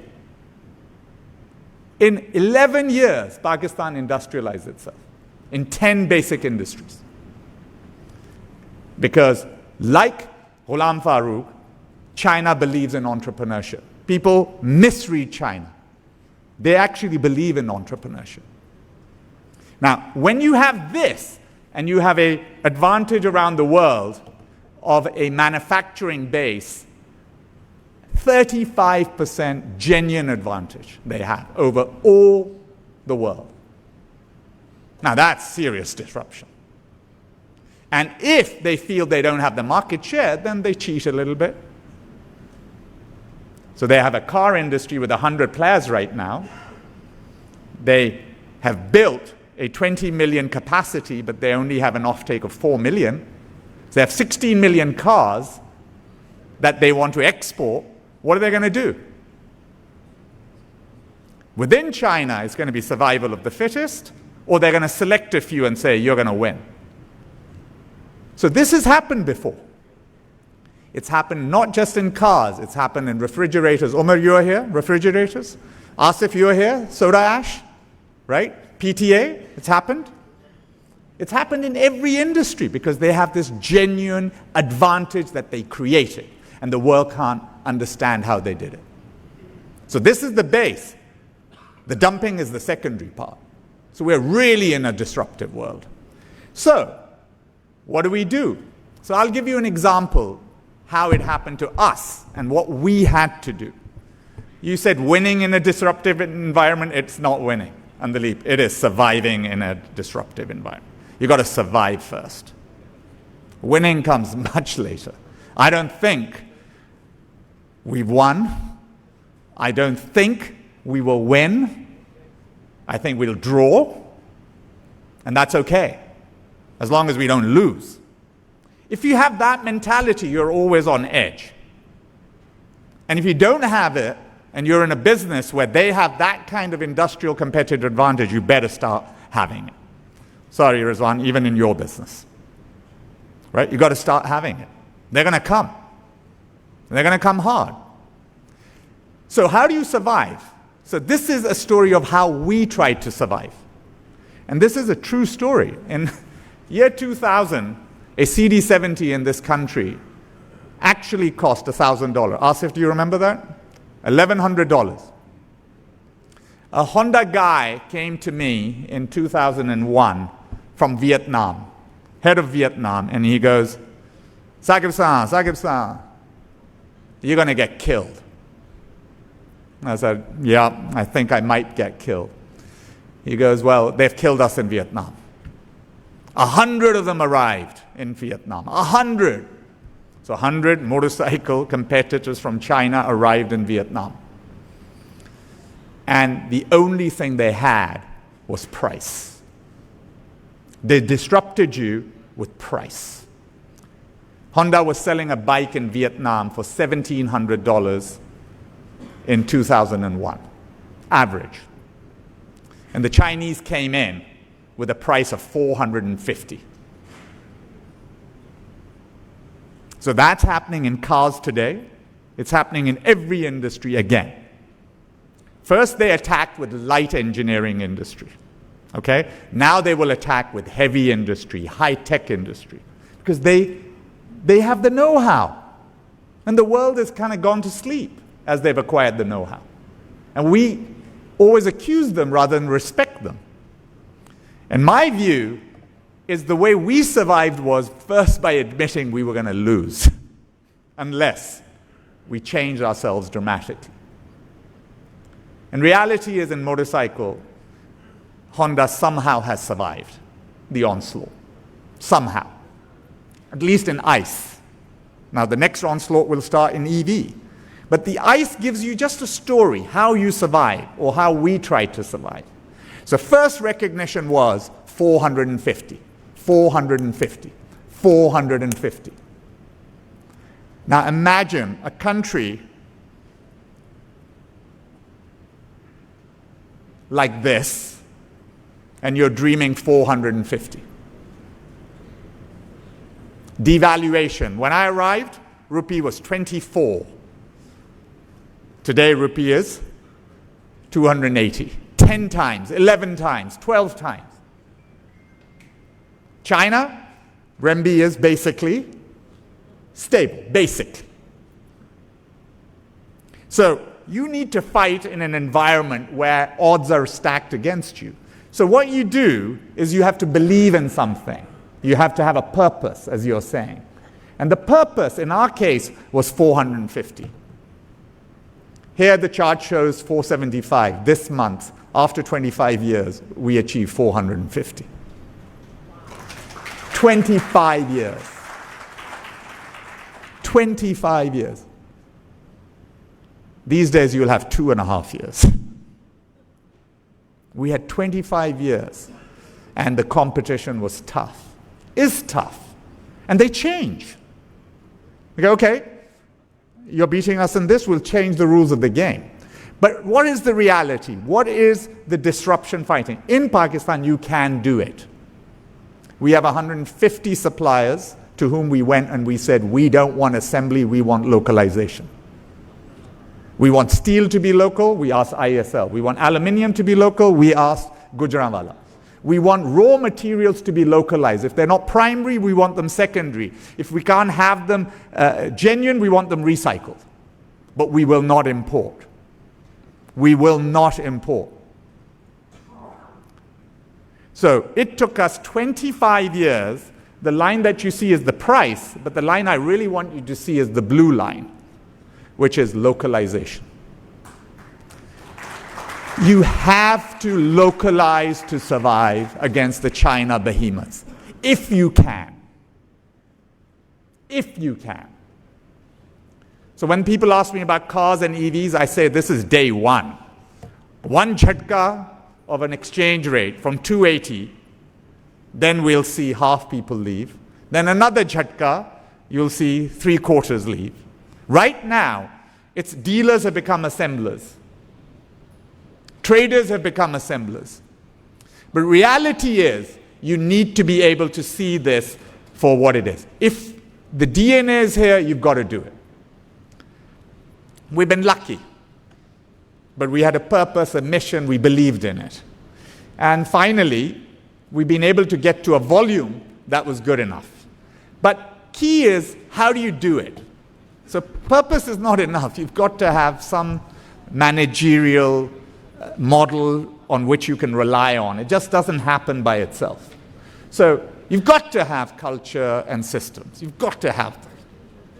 So we're lucky because we've done joint ventures with Japan, and Japanese really believe in culture. They believe in the ethos of culture. People follow culture. If there's culture, people will stay to some degree. 3 R's means respect, recognition, reward. Simple as that.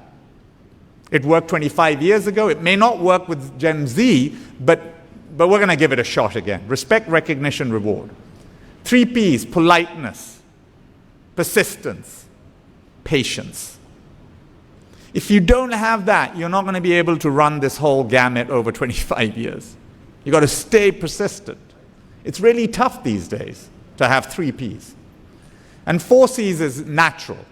You've got to have a context, customer, competitor, constant country analysis. If you have this, you have a culture. And every group, every company must focus on having its own culture. This is our culture. And we lent on it as we tried to fight this disruption. We really did. People here, some of the bankers are here, they saw us struggle through it. But systems we got from the West. From the East we got culture, but systems we got from the West. West is great at systems. So we always lent here on multinationals because they were great with systems. Our favorite one was ICI. Naseem Mirza, Jami Rahim, but most of all for us, Sana Qureshi. They said, listen, you've got to have ICI. ICI is not good at left, but we're good at right. And ICI helped us create our systems. We lent on them. That's 4 P's, marketing. Simple. But actually, you've got to do it. Simple. 6 D's is something that they asked us, you do yourselves. What is your this disruption model that you're going to have? I'll come to it. And 7 is simple. It's McKinsey. It's art of, in search of excellence. You go in our group, you will find people talk about structure, systems, strategy all the time, staff, skill set. We review people over it.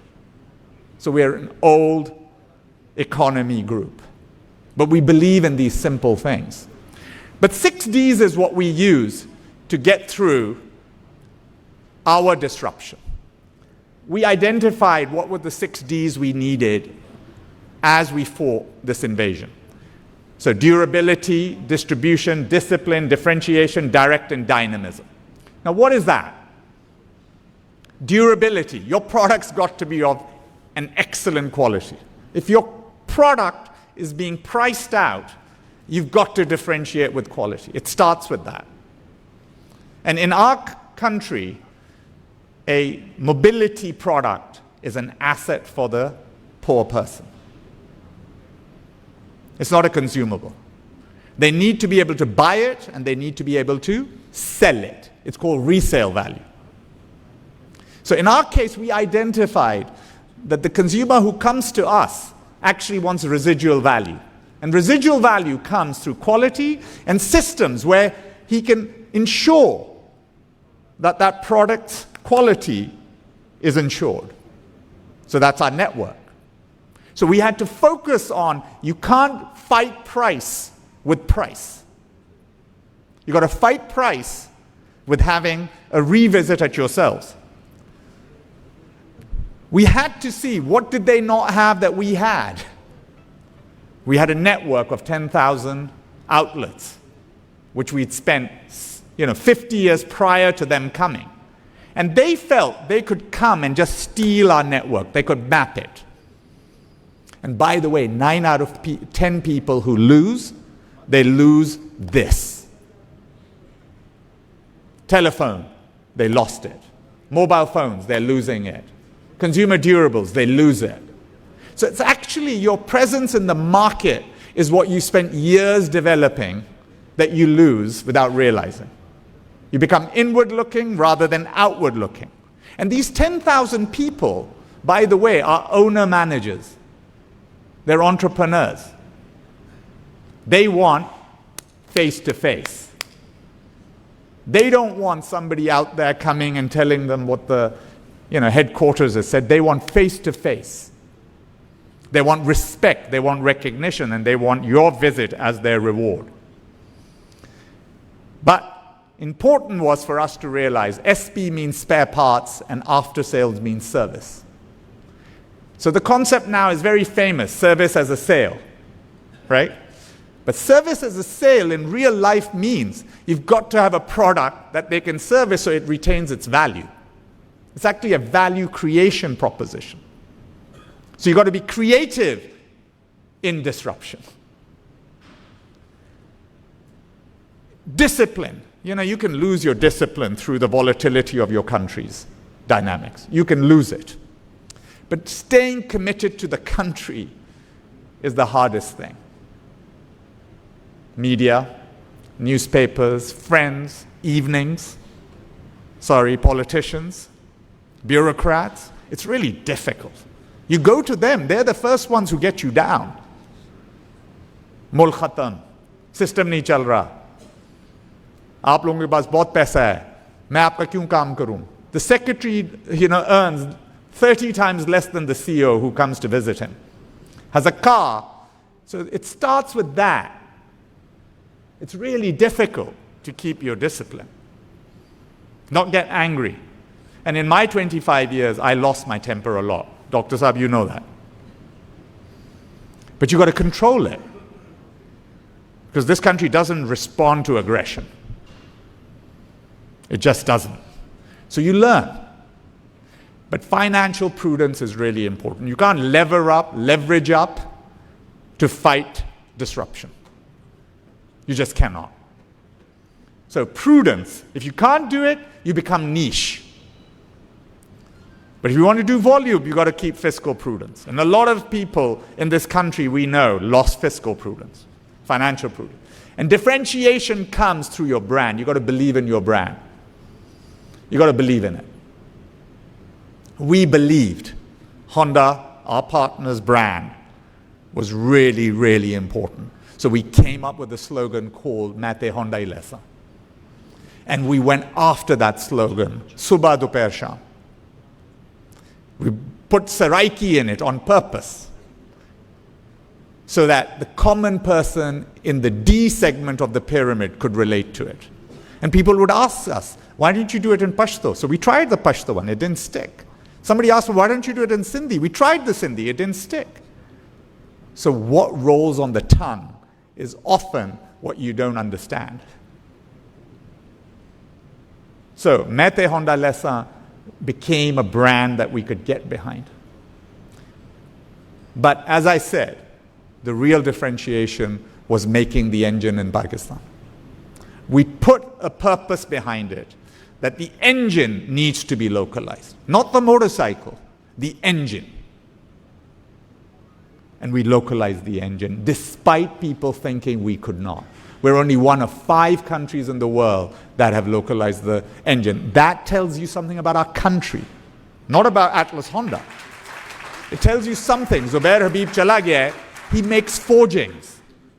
Forgings. They're incredible quality, and they are 1/10 the price of Japanese forgings. So there is, if you have time. Often you don't have time. Dr. Saiba, Teek? B2C, B2B, it sounds simple. But reality is, this was coined years before it became common law. What's B2C? It's business to consumer. You've got to be direct to the consumer. I've got to be able to connect to my consumer. The consumer must understand, and I must understand.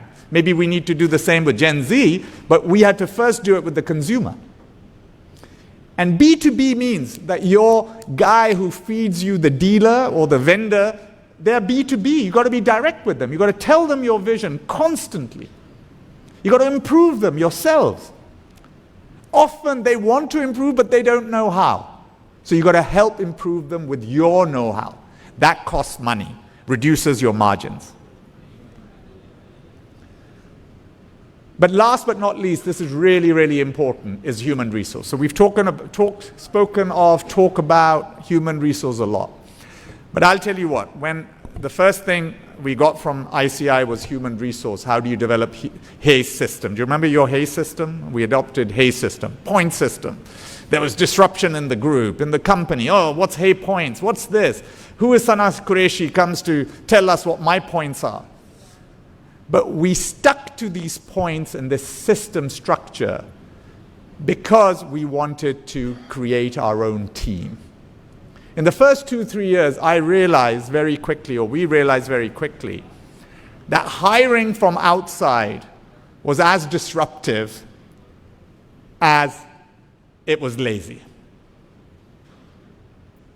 But we needed people. So in the first phase, we had to hire some top management from outside. But the greatest thing I learned from the multinational Western was they actually have something called the management trainee program, like Citibank did. You hire them. And ICI people told us, hire, hire, hire. So every year we hired 25 people because we had to fight this disruption with our own talent. But that meant we spent a generation building our team. So if we started in 2002 and I hired 25 people every year, imagine how many people I hired. More than 700 management trainees came through our program. After the first 3 years, I looked at the numbers and I was really upset. 10% of the finance people stayed. Shoaib, you're an exception. You're the one of 10. Okay? Only 25% of the engineers stayed. 95% of the MBAs like me stayed. So we had a real problem. MBAs don't leave. So we had a tilted management trainee where we had MBAs here, finance people. So we had to change our reward system. How do we keep doing? And we were on our toes all the time. And I was upset. I went to the board, I'm getting rid of this management trainee program. They're all going to PNG. They were all going to PNG, which shut down just now, right? But PNG did a lot for this country. A lot for this country. Stole people from us, but sent them around the world as business leaders, ambassadors of Pakistan. And Sana Qureshi said to me, I'll tell you, you're doing better than ICI. We only retained 20% of our management trainee, but we produced 27 CEOs. Is that true? 27 CEOs? ICI produced 27 CEOs for this country. Same is true, by the way, for Citibank and Shell. So that changed my mind, that it's okay to lose people. The only thing was, to be honest, I just wasn't as warm to management trainees from then on. I said, until you get to a certain level, you're not my friend. You're part of the custard, but if you want to be part of the jelly, then you got to come through this. You got to get. And Dr. Huma Bukai is part of our team who helped. Aap bhi baithe hain, who helped us create this. You got past 5th year as a management trainee, then you were on this path. And this is something that I give a lot of respect to our founder too. He believed in this. This is not us, this is him. You remember him, Big Sab. And he built this. As of today, out of those 700, 300 are still with us. 300. So it can happen in a Pakistani context, in a Pakistani group. But you've got to stay disciplined, committed, long-term. I'm looking at you, Amir, right? You've got to stay disciplined, committed, long-term. Build your own. And agar log jate hain, jaane do. Next aayega, if you stay committed. And I tell you, this helps. They see training all the way. So it may not attract Gen Z, but it attracts a type of Gen Z that lives in Nazmabad. It attracts a type of Gen Z that lives in, not defense in Lahore, but lives in Okada ke kareeb, Kasoor ke kareeb. So I do not need the top of the top. I need enough of the talent. Angrezi hum sikha denge.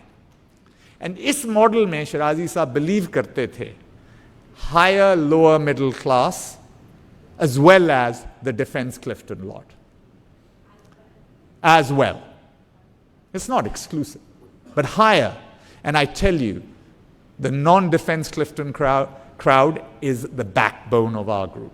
That helped us beat them. But the top management, sophistication, eloquence, joint venture management, you still need that elite.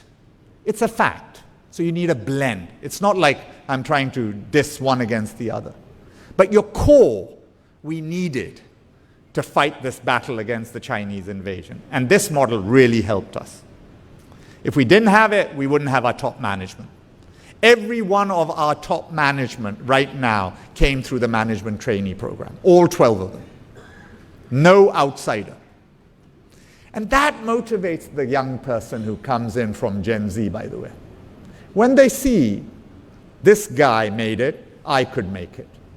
But he also sees I can leave and they'll be okay. It's okay. They'll become our ambassadors somewhere. And so this I don't want to go into, but bottom line is, look, there are 3 phases in a person's life. In our 25 years, the first phase, you've got to be a performer. You've got to perform well, you'll get to the middle task. Then you've got to be an organization builder. If you're not part of the organization building person, you're a specialist. You can only be a CEO if you're a strategist. Aapne us din ek aur cheez likhi, but we review everyone on this chart. Every individual's performance at the should be monthly. It's not. It's half-yearly. But on the half-yearly basis, but on a daily basis, we tell them, give the feedback. How's the person's IQ? How's the person's EQ? How's the person's SQ? And you said something the other day, which I loved in your article, the AQ. I loved it. Adaptive quotient. We'll add it. Mahim? Faisal Khan, we should add it. Adaptive quotient is also now a reality. Now, I'm not trying to say that everything here will work, won't work, but it's a model that all of you perhaps can learn from as we have gone on our journey. And our journey restarts, by the way. It starts in the car now, and it starts in the two-wheeler EV now. We've got to do it all over again. And I don't think I'm the person for it. I think now it has to be one of the 12 who will have to do it. My role will have to evolve, which is one that has the experience. Expertise and the experience blend at the end of the day will still make this country sing. With that, thank you very much.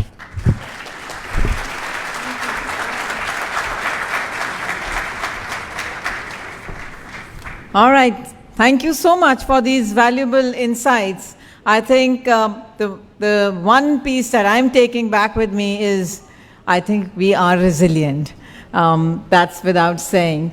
And the whole story of resilience is very, very motivating. So going through our evening onwards, I'm going to now be inviting a very, very important person. And I'm inviting him to give us the concluding remarks of all what we have been listening this evening. So please join me in welcoming Mr. Atif, Muhammad Atif Hanif. He is the CEO of AlBaraka Bank, and he's here to deliver the concluding remarks, but also he has been a leader who has taken this bank and caused a lot of new changes and been a market leader also. So please join me in welcoming him.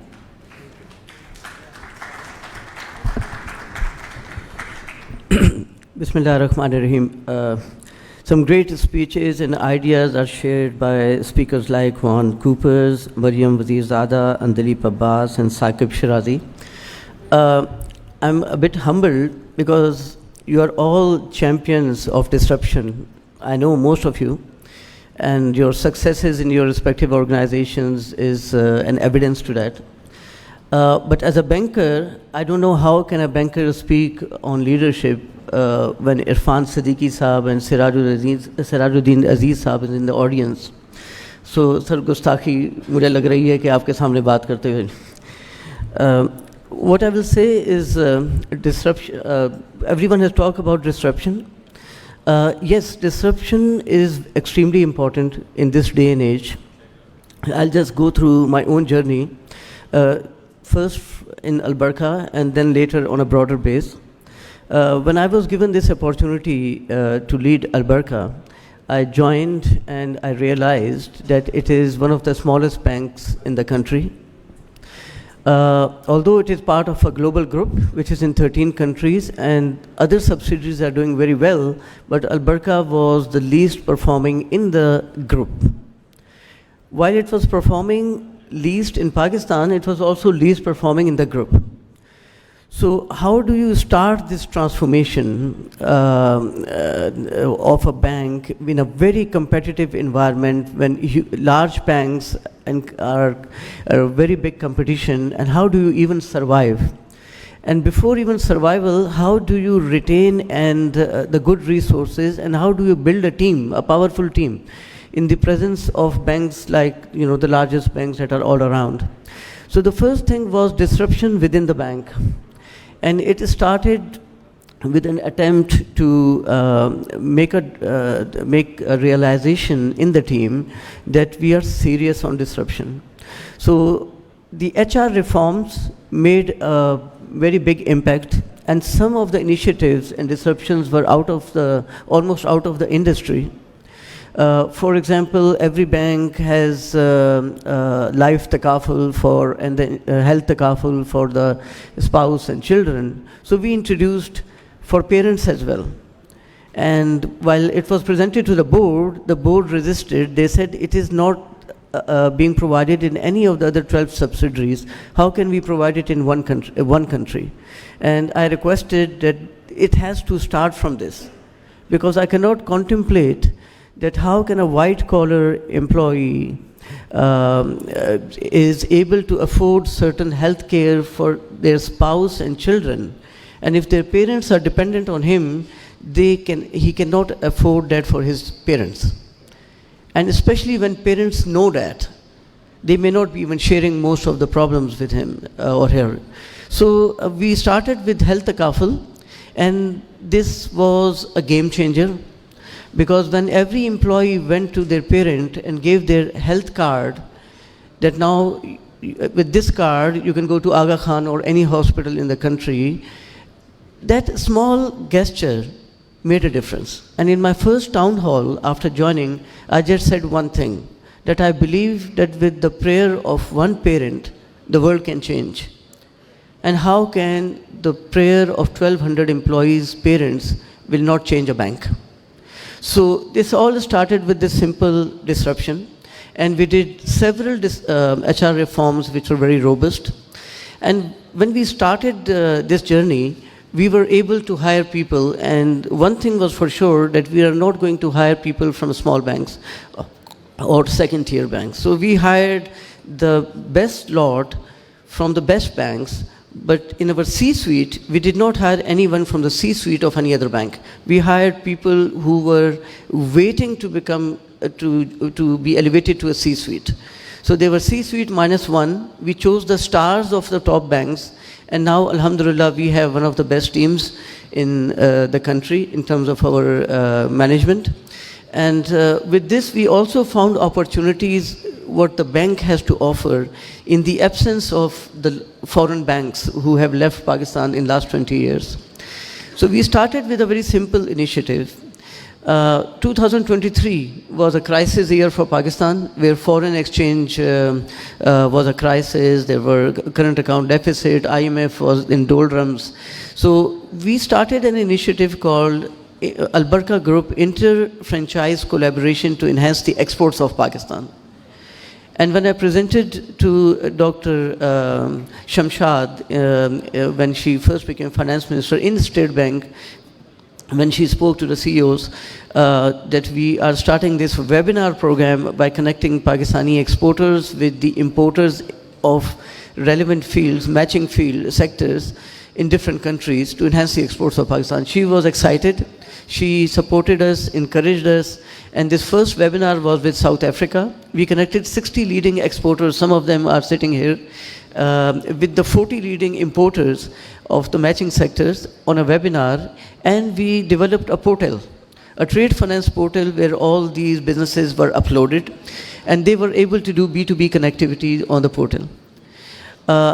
It immediately became a success. It was then applied to the entire group, and immediately on quarterly basis, a program was launched to connect these inter-franchises through webinars on quarterly basis. So it became a super success. About 6 months ago, after 2 years in business, this webinar was recognized at a forum called Chief Information Officers Forum, where our Chief Information Officer, who is sitting here, he was awarded for the most innovative idea by any CIO in Pakistan, which was good. But then later on, we found out that there is a CIO Global Forum which is held every year, and they invited our CIO and they awarded him for this initiative in Egypt. And then we realized that we are the first bank in the world to have a trade finance portal among various countries, connecting our customers to develop B2B connectivity and enhance their businesses. So this was a disruption. And how did it benefited us?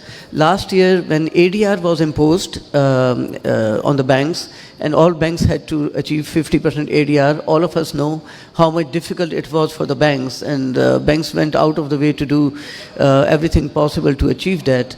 All we did, we sat with our business teams and our risk team, and we had the portal in front of us, where 140 leading exporters of Pakistan have attended our webinars. 30 were our customers, because we were never a leading corporate bank in Pakistan. 30 were our customers and 110 were not. So our corporate team started choosing 15 block of these customers from the portal. They were given 15 days to submit proposals to the risk, and every fortnight review, we were just reviewing 3 buckets: business bucket, risk bucket, disbursement bucket. And we needed a 52% growth in our corporate advances in 5 months to achieve 50% ADR. My team, who is sitting here, head of corporate and investment banking, he said, sir, whatever number we achieved in 30 years, you expect that we will do 52% growth in 5 months? I said, just forget the statistics. This is for somebody else to comment later. Let us just focus on the game plan. And alhamdulillah, we onboarded 67 top corporates throughout the country in 5 months to achieve 52% growth and achieve 52% ADR on 28 December 2024. So somebody very correctly said disruption is all about innovation and creativity. So it is in our DNA now that AlBaraka Bank, being a small bank, cannot make its presence felt in the customer, among the customers, in the market, in the businesses, unless we do innovative things, unless we do things which have never been done in the industry before. So, and this starts with identifying, I always say innovation starts with identifying the gaps. And the gaps are all around. Sometimes they are overlooked, sometimes they are not properly assessed. So one of the gaps we saw was that our corporate customers are very busy doing businesses, and at times the banks are just very busy doing businesses with them. But to add some value to our customers, we need to go out of the box and come up with some new ideas. So one of the ideas was to arrange a lecture on family business. So in our group, we have a scholar in family business who I met in Medina in one of the conferences. And I invited him to Karachi, and he gave a lecture to our corporate sponsors and their children on family business continuity over generation, succession. So that lecture went very well. Then we held the second one in Lahore. So these initiatives are actually the landmark behind our transformation. But while we do focus on our internal organizations and do multiple disruptions and initiatives to make sure that we grow in a despite having very strong competition and whatever disadvantages we had in the past, there is a need to associate these disruptions with the overall macroeconomic situation as well.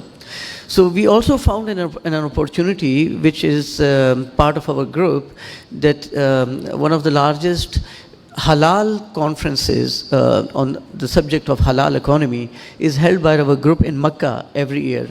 So I was invited once as a speaker, so I could not figure why am I being invited, because I have nothing to do with the halal industry. And they said that they want just Islamic bankers' view on halal economy. So after attending that event, I realized that this is actually the way forward for Pakistan. Because Pakistan challenge is only primarily one, that our exports are not increasing for last 30 years. For last 10 years is around $30 billion. They are not increasing. This is the biggest challenge of Pakistan. And halal economy, I came to know, is $2 trillion economy. 1 trillion is halal meat. $250 billion is halal cosmetics and halal pharmaceutical. $250 billion is halal tourism. And $400 billion is halal fashion. And our contribution in this entire 2 trillion economy is $500 million. And that is in halal meat. We are champions of textile, and all halal fashion is produced by China and Vietnam, and we are not contributing even $100 million in halal fashion. So after realizing, we started promoting halal economy in Pakistan.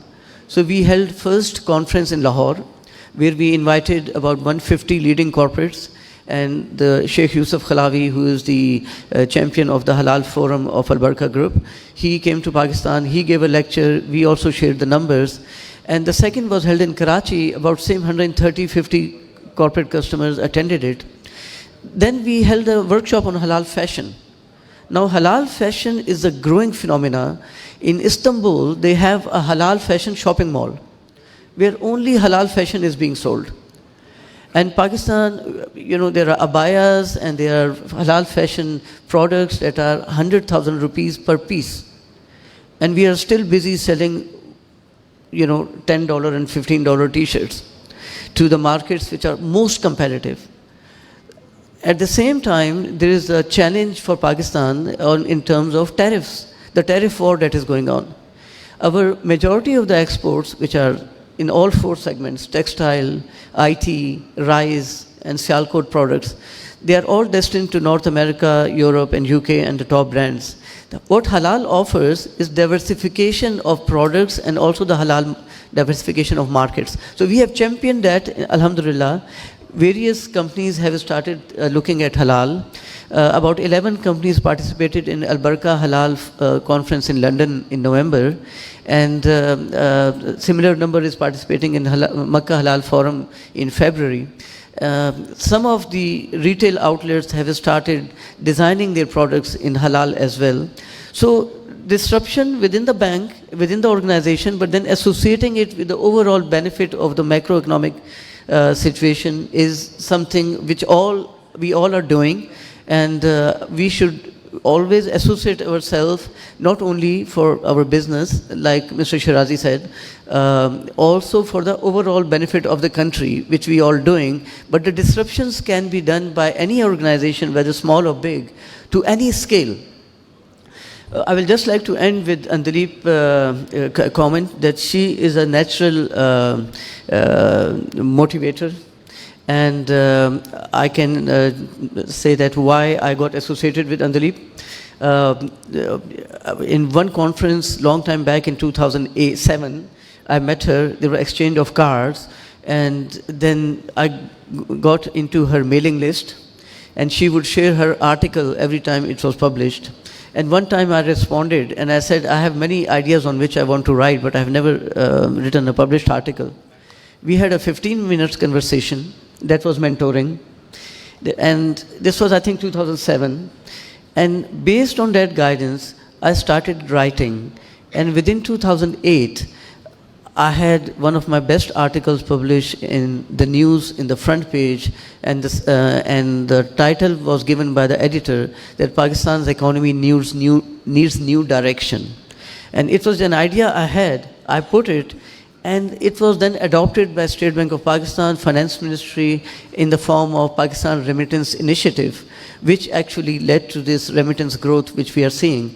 And this was because there was a natural mentor there. So I like to give this credit and gratitude to Andleeb, and when I attended such a similar lecture in Lahore a few months ago, I think it was last year, I requested Andleeb to hold a similar event in Karachi. And thank you for doing this. And I would say that disruption and innovation is also contagious. When like-minded people meet and discuss ideas, this becomes a collective disruption, a collective force as a society, as an economy, and it benefits the whole country. And the biggest disruption we had was May 10th, where Pakistan made a disruption in the entire world. And I keep saying that because this is 100% made in Pakistan disruption. Whether it was JF-17 Thunder, whether it was our pilots, whether it was our missiles, nobody from MIT has come to do this. It was all the universities and schools of Pakistan who produced those people who created this disruption, which the world is still finding it difficult to accept and actually realize that this is the new phenomena, that Pakistan has emerged as a real power.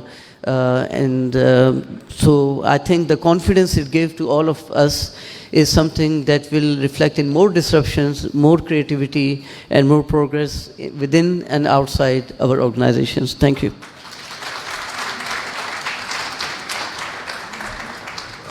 Thank you, Mr. Atif, for sharing your leadership journey. I think it was truly inspiring and authentic stories are something that every leader should be sharing so that people are motivated to follow their path and share their own stories.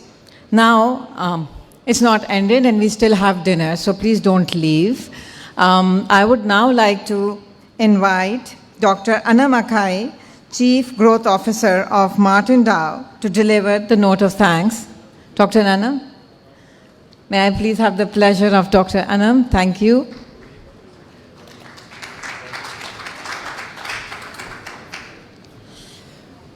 Bismillahirrahmanirrahim. Assalamu alaikum and a very good evening. So the number of people being reduced from the start of the event to end is also part of disruption.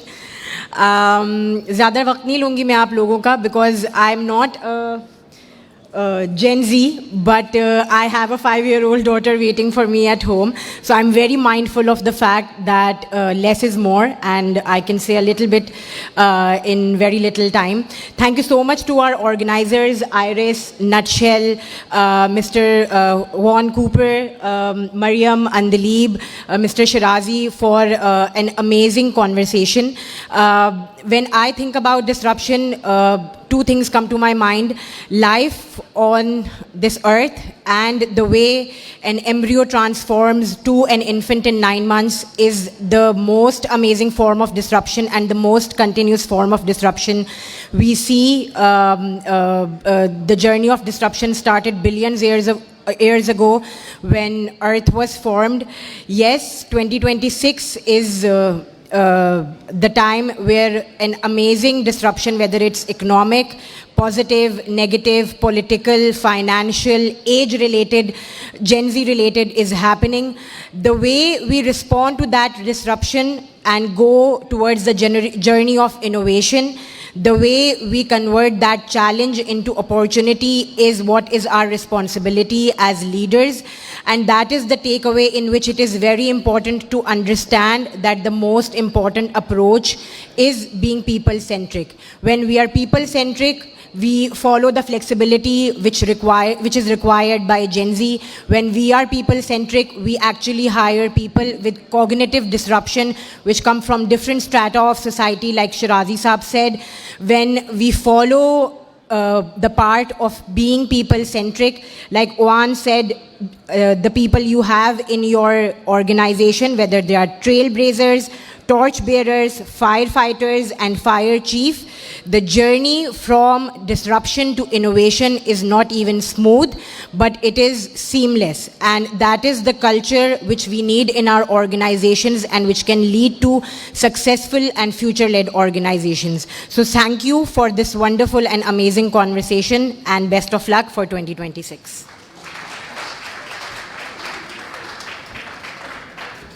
Thank you, Dr. Anam. That was really motivating. We are looking forward to creating disruption, all of us over here. Before we close, I would just like to invite Mr. Muhammad Atif Hanif to please come on stage and give mementos of thanks to our keynote speakers.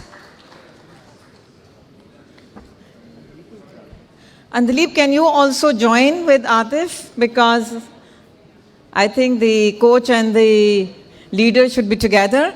Can I request Mr. Saquib Shirazi to come on stage, please? And I need some claps. I know khana aane wala hai. Come on.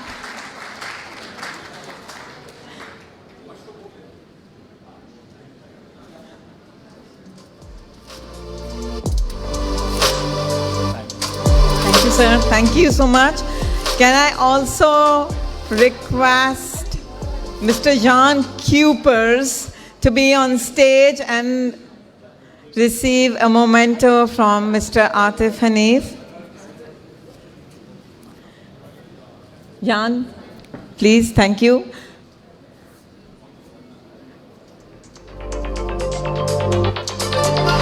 Bring the second.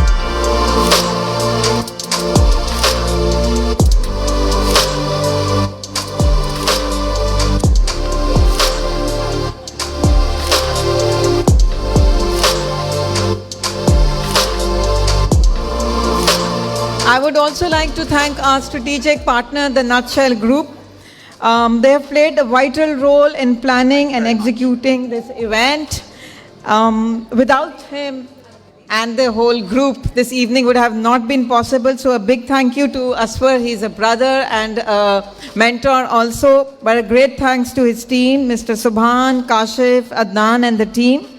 So it's my pleasure, and I'm really requesting, though he's saying कि खाना लग रहा है, मुझे ना बुलाओ, but I'm calling Aswar here. Aswar, please come here because we need to give off some mementos. I need him here on the stage.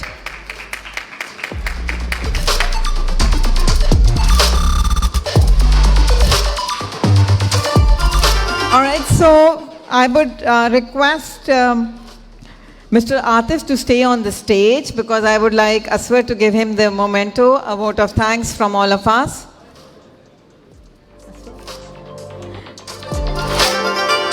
And can I request Mr. Sayyid Amir from his Zaan Bank to be here? I think he was here a minute ago. I just saw him. He's gone? All right.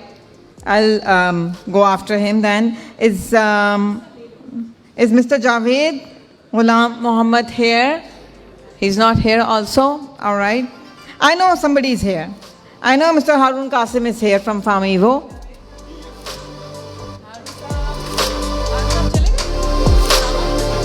Javed Saab ne kiska naam? Anam, you have to come back because Javed Saab gave your name. So please can you come back and take a memento from us? Shahrukh is here.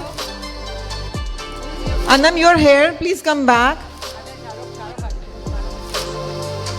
And if Mr. Haziyat Ali from the Diwan group is here to receive the memento, thank you so much for staying on.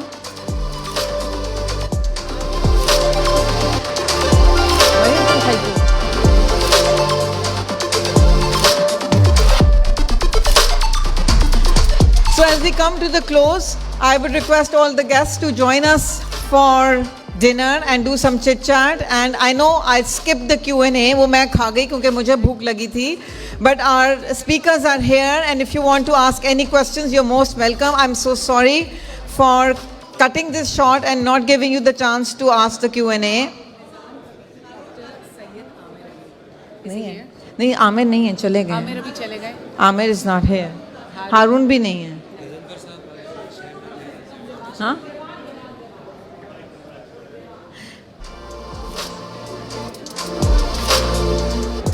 What are you saying? Haziyat Ali. Mr. Haziyat, मैंने कह दिया. Haziyat Ali, not Hazrat. Thank you. So we officially close this, but the dinner is open now.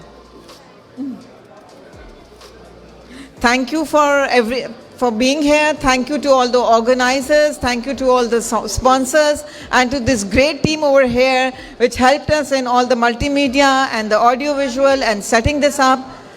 And of course, thank you to my team at FranklinCovey and Iris.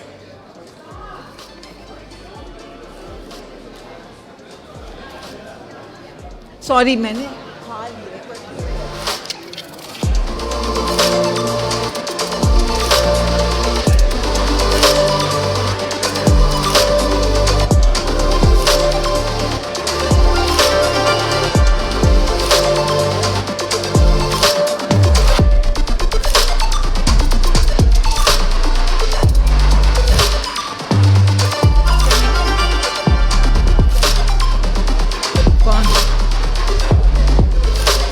कौन? असफर कब बुलाओ? Asfar and Andleeb, I need you back over here.